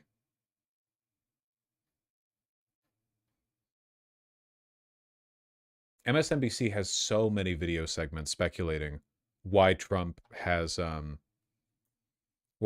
changed his mind on this. 1, 2, 3, 4.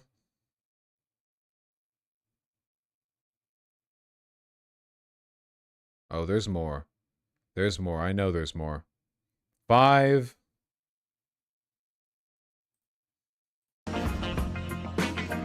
Twenty past the hour. We're going to get to the latest on the Epstein files right now. But first, just to put a pin in the conversation we were just having, we had the reporter on from the New York Times a while back. This extensive investigation into the conditions at CICA, the prison in El Salvador, where all these people were just disappeared off the street, chained, shaved, and sent there. And that report found that half of those people had not committed any crimes. And the stories of torture. Lunatics. This change of course from the president comes ahead of tomorrow's expected vote on the House floor, aimed at forcing the Justice Department to release all of the files. To become law, it would still need to pass in the Senate and be signed by President Trump himself. This turnaround from Trump notably follows a failed pressure campaign to sway Republican lawmakers against pursuing the release of the files. Now, earlier yesterday, Republican Congressman Thomas Massie of Kentucky signaled there was growing support for the measure among the GOP in the House. I think we could have a deluge of Republicans. There could be 100 or more. I'm hoping to get a veto. The other big possibility, really, is that Trump has basically been informed that this is inevitable. But hey, King, you've gotten over other stuff, right?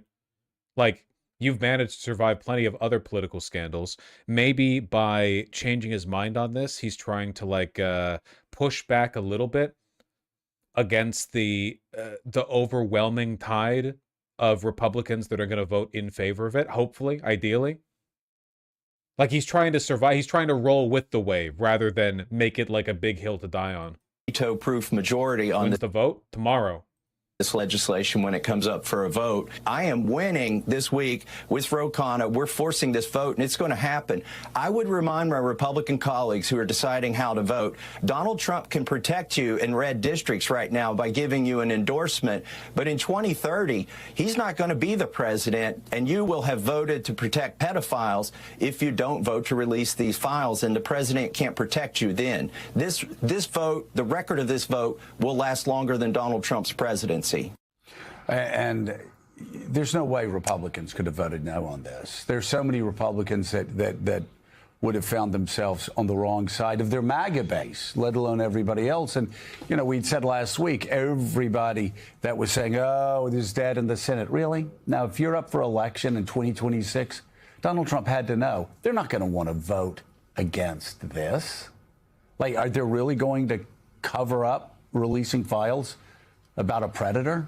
This was not President Trump having a change of heart because he thinks differently. This was him facing political reality. He was going to lose. He was going to get rolled on this. And we were hearing over the weekend. Has that happened? Not this term. This term? No, this will be the first time there's an act of defiance. And let's remember, last week, the White House and the president himself tried furiously to change. Will Fetterman vote against it? There's a very real chance that he does. Because of, I don't know, fucking Israel or something. Change the minds of the 4 Republican voters they knew were going to vote yes to release this, you know, who did last week. Marjorie Taylor Greene, Laura Boebert, and the rest, including Congressman Massey there. They were unsuccessful.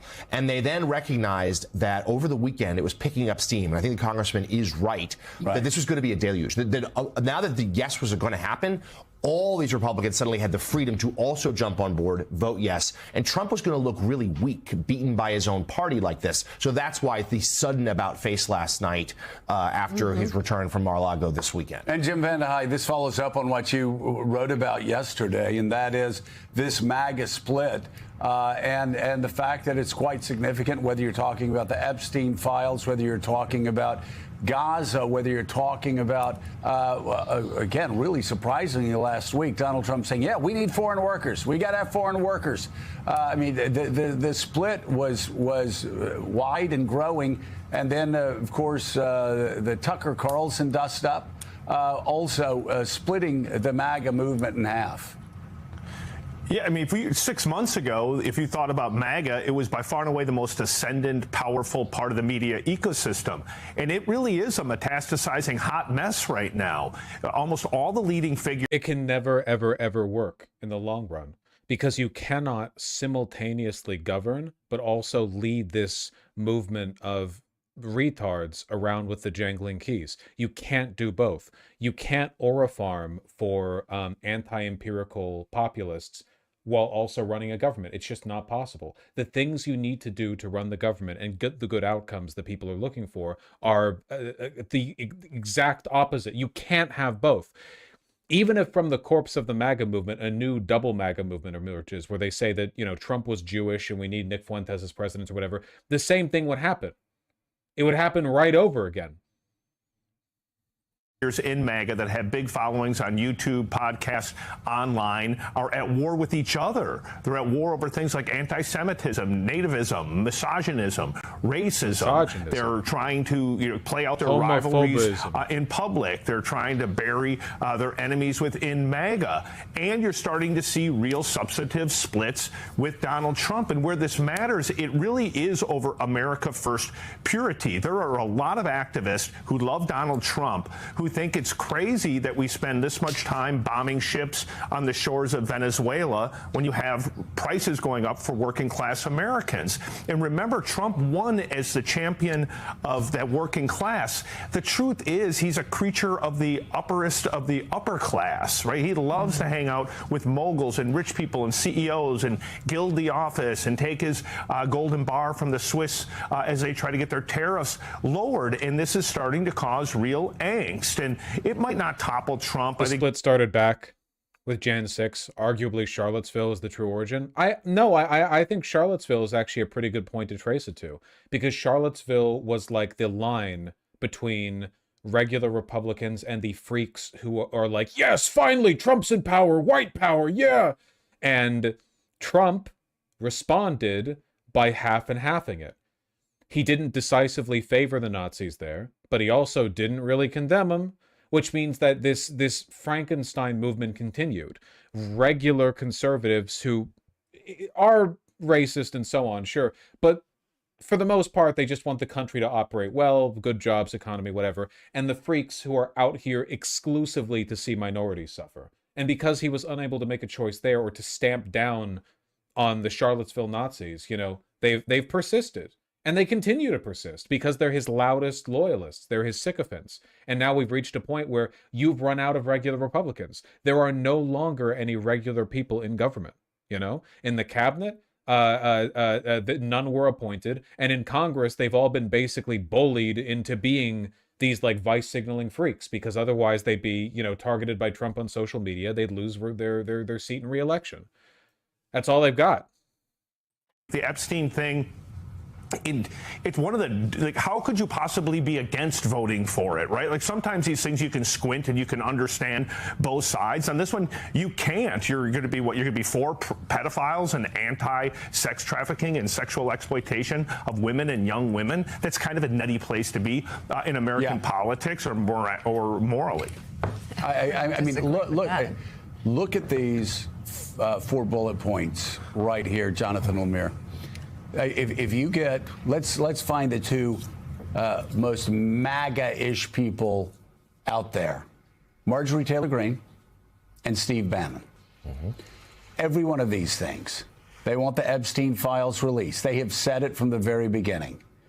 Bannon and Marjorie Taylor Greene has said, no, we need Americans filling high-skilled foreign worker jobs. This is what Steve Bannon went to war with Elon Musk about months ago. Donald Trump now is taking the anti-MAGA position on that, threatening military interventions in Venezuela and now Nigeria. People's heads have to be spinning. The whole Fortress America, America first, after, of course, everything that's happened with Israel in Gaza. And then wait, Nigeria? Yes, Trump threatened to invade Nigeria or whatever. It lasted for like 2 days because he got shown a video. That was it. Denying that there's an affordability crisis, which is hitting a lot of people in red state America the hardest. Yeah, this is the first moment where it feels like Republicans, and particularly those in the MAGA movement, are starting to look past Donald Trump. They're trying to say, like, okay, what's next? Yeah. What comes next? Who is going to be the heir to this obviously extraordinarily powerful political base here? That, like, you know, we're seeing some jockeying. I mean, what does MAGA really mean? And you're right. There's the Marjorie Taylor Greene and Steve Bannon side. We see J.D. Vance trying to quietly make some moves as well. We have others who are trying to come on the other side of it. Like, the Republicans are starting to look at each other and say, this is going to be a little different. How do we embrace it? And right now, we keep saying the first 6, 7, 8 months of the president's term, Republicans largely in lockstep. But here, because he has gone against sort of the MAGA creed in many ways, we're seeing some in the Republican Party feel like, I have a little freedom to disagree. Right. And so far, they haven't really paid a price. Well, you look at Thomas Massey, he hasn't paid a price. We'll see what happens with Marjorie Taylor Greene. I doubt she'll pay a price. I mean, there's always the argument, if you go after Republican presidents from the right, you're safe. Here, these people that are going after Donald Trump are going after him, you know, from the more MAGA-ish base. Right. It's not like they're saying, hey, you should actually pay attention to what Jesus says on immigration. No, they're not doing that. They're saying release the Epstein files and stop talking about going to war in Venezuela or Nigeria. It's actually not a bad segment, you know? It's pretty decent by Morning Joe standards. In Ohio, the Dems have been blasting Vivek Ramaswamy's old clip of him saying Americans are lazy and anti-GOP. Yeah. I saw that. He was decent with Mamdani too. No, he was 100%. Yeah, Morning Joe they got struck by a lightning bolt or something. I don't know. Take what you can get. You know, you take what you can get. Morning woke. I'm trying to find that clip that I saw recently from Vivek where they were playing that ad, because I saw that. I can't find it.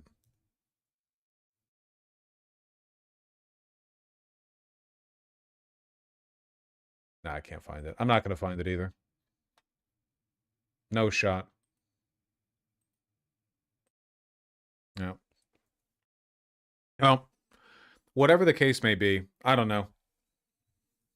The best case scenario for us is that Trump has no real plan. No one around Trump has any real plan. And the writing is on the wall, and he just wants to do something, anything, to ingratiate himself to the growing Republican base, largely far-right base, that's interested in seeing the Epstein files released, you know? And he just has no plan. He's just hoping it works out. He also takes direction pretty readily from the people around him, right? I mean, he's pretty pliable. So maybe somebody doesn't have his best interest at heart. No clue. No clue.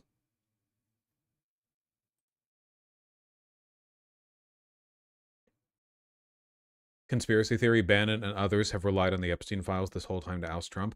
I said that I thought Marjorie Taylor Greene might be getting coached in her recent interviews, and I maintain, I think right now everyone sees the writing on the wall with Trump. Historic unpopularity. He's not doing anything to bring that shit back. You know, everything is just crumbling. I think that the powers that be are looking to replace him. But it looks like the way things are going, they're not looking to replace him with a neocon. They're looking to replace him with some kind of like true MAGA movement, which is doomed to the same fate, you know? Basically, all of the 115 IQ neo-Nazis are looking with contempt on the 90 IQ neo-Nazis running Trump's admin right now, and they're thinking, I could do a better job than that. Let's get this fat pedophile out of the way so I can take a run at it. I guarantee you Steve Bannon is thinking that. Guarantee you 100% he's thinking that.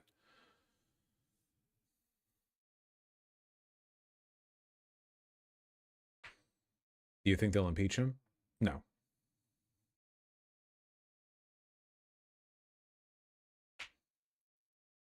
I guess we'll see. I guess we'll see.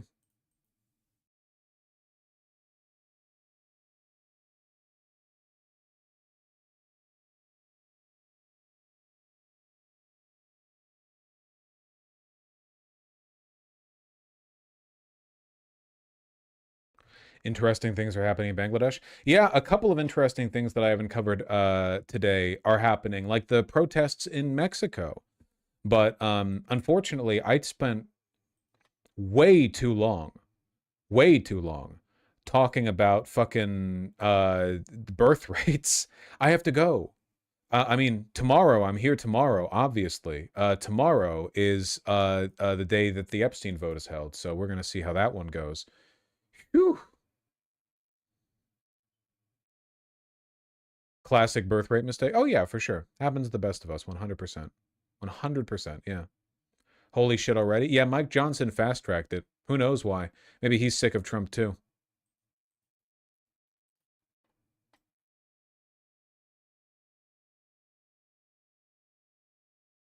Okay, let me read donos. And then we'll move on. And by we'll move on, what I mean is I'll go make some rice and tuna.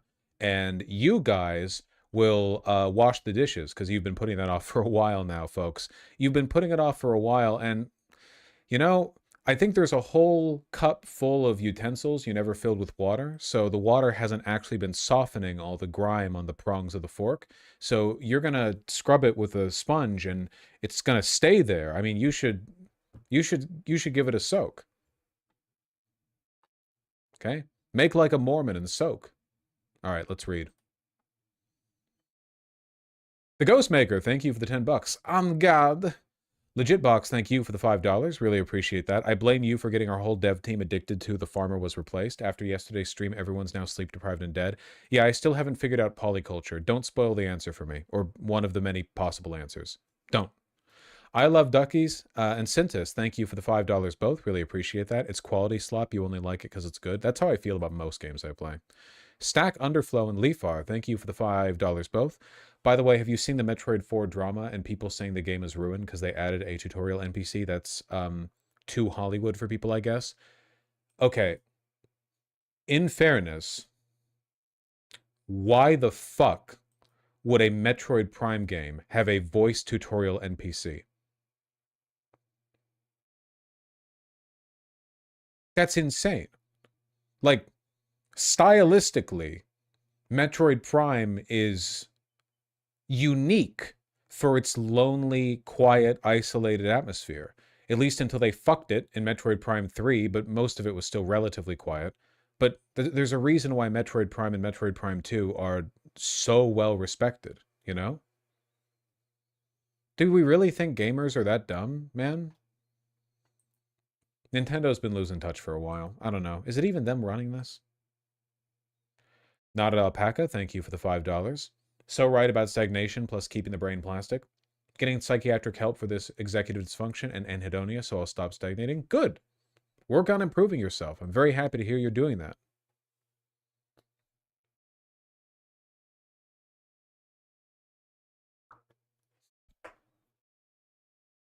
Unknown anomaly. Thank you for the insanely kind $200 donation that came in when I wasn't even streaming. Thank you. Thank you. Hey, Vosh, thanks to you, your boy has officially joined the San Diego DSA. Also, the Navy finally paid us, so here's some back pay. Oh, so it's like the government's giving me $200. Thank you for the good work. Thank you. Seriously, thank you so much for the incredibly kind dono, you know? I would, especially to a, to a Navyman, I would struggle to describe what I'm doing right now as work, but I do appreciate the kind sentiment, you know? I won't get too full of myself. Oorah. I know that's not Navy. I just like saying it. Owlbears, thanks to $5. Saw this while thrifting today and haven't stopped thinking about it. Should I go back for it? How bad's the stolen Valor? Excuse me. Oh, this is a M65. In my personal preference, if I'm thrifting military goods, is to not have patches on it, because I think that just leads to confusion. Though if the patches aren't embroidered, they're just stitched on, you can remove them. I mean, you can even if they're embroidered, but it's very, very beautiful. That being said, looks like it has the liner too. Nice. So it's nice for the cold weather. That being said, if you want to find a clean version of this, it's not too difficult finding them. They are out there. So it's really up to you. That being said, some people might be a little confused if you're wearing this, though I think that would be kind of dumb if they were, because this jacket hasn't been used in the military for like 60 years.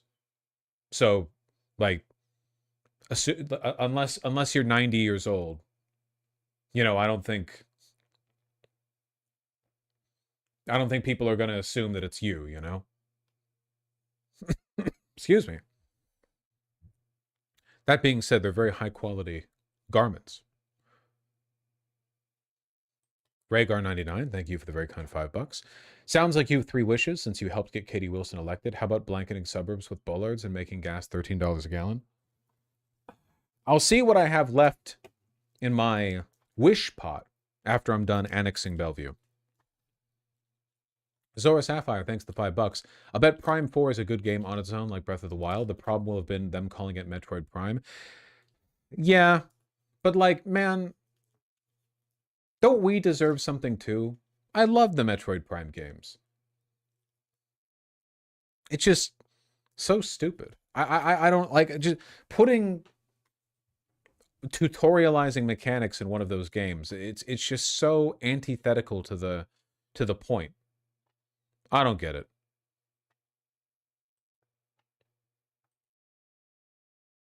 I've always known that, Newts. Metroid Prime will always be the best. Metroid Prime 2 is better than Metroid Prime 1. Ooh. It's true, though. Ooh. Just a straight upgrade.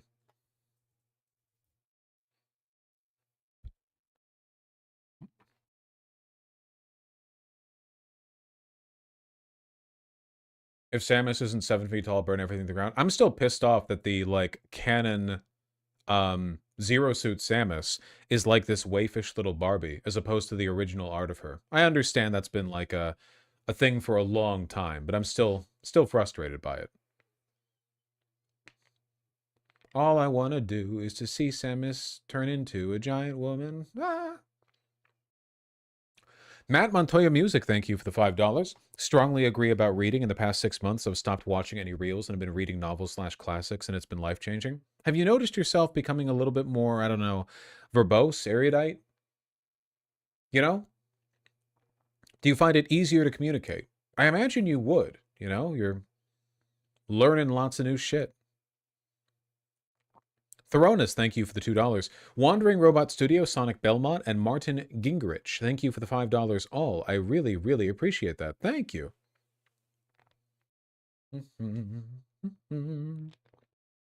Zone Fanfic, thank you for the incredibly kind $10.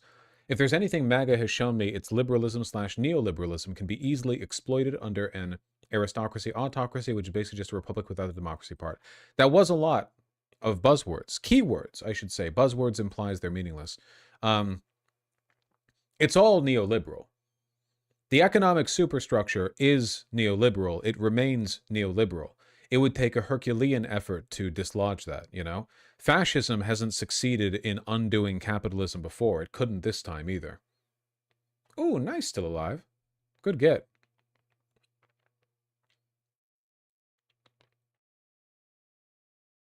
Erudite. You gotta go erudite. You gotta erudite like that, you know? Erudite. Akeem Perez, thank you for the incredibly kind $20. Trump's second run so far is historic. If it wasn't for Trump, Mamdani wouldn't have existed. Trump will be the reason socialism will take root, and I'm loving it. I actually disagree. I think that if Kamala Harris had won, all of the problems we're dealing with fundamentally would have still been present. She wouldn't have fixed any of them. And I think that it would have made the argument for Mamdani just as strongly as Trump. I think that, if anything, history has shown the opposite, that people tend to capitulate to and accept more centrist Democrats when they're terrified of Trump, whereas when they're feeling more confident in the future, and they're more willing to take a chance on a more radical candidate. You know what I mean? Like, or in other words, I think that the moderate Democrats are getting a buff right now because everything that's going wrong with the country can be blamed on Trump, when in reality, if they were in charge, much would be the same. Not the tariffs and the mass the mass deportations probably still. A lot of stuff would be the same. Just less openly stupid. Tess Trekkie, thank you for the $3 Australian. Jenkins Donut TV, thank you for the 7 Canadian. Really appreciate that. Noam looks like she listens to chalkboard scratching before she falls asleep. Yeah, she looks like a fucking freak. Zoe Spencer, Princess Lioness, and Princess Lioness again. Thank you for the $5 all. Really appreciate that. Thank you, thank you. Yeah, a lot of people don't have kids because kids just aren't useful in developed countries. Not until they're full adults, you know? And nowadays, people don't turn into adults till they're like fucking 30. It's crazy, you know? A lot of the people here are 27, and they have no idea how to file their taxes. They, you know, they're 22, and their parents do their laundry for them. It's a mess. It's a mess.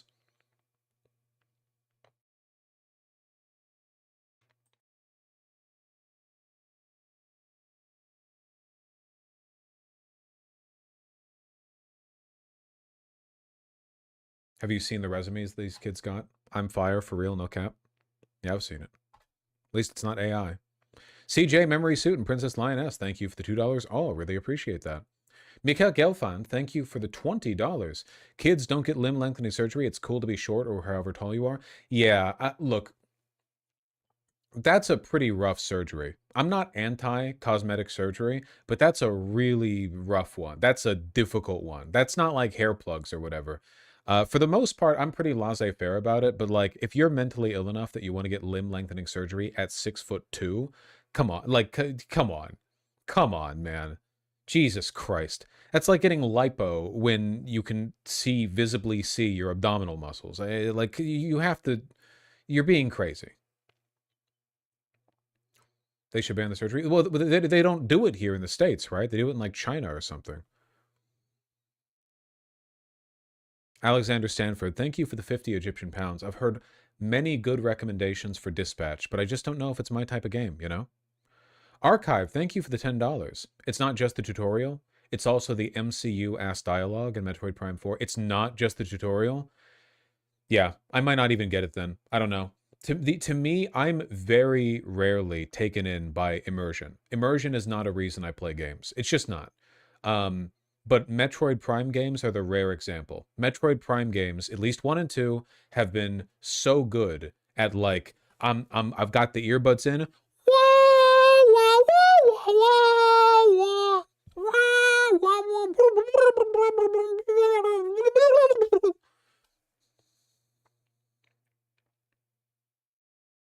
It's good shit. I don't want some guy yapping in my ear.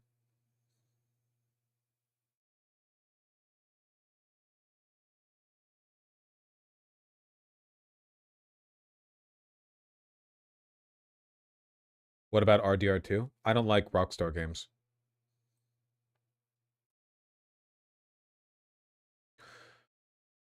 Zora Sapphire, thank you for the $5. Oh wait, no, I already read that one. Nice, I think I'm done then. All right, folks, tomorrow we cover, I believe, unless something changes, we cover the release of the Epstein files. So everyone, you know, jerk off so you can think straight. Keep your mind on. You know, we got to lock in for this one. All right, we got to have our funniest quips. Our funniest quips. I love you all very much. Take care.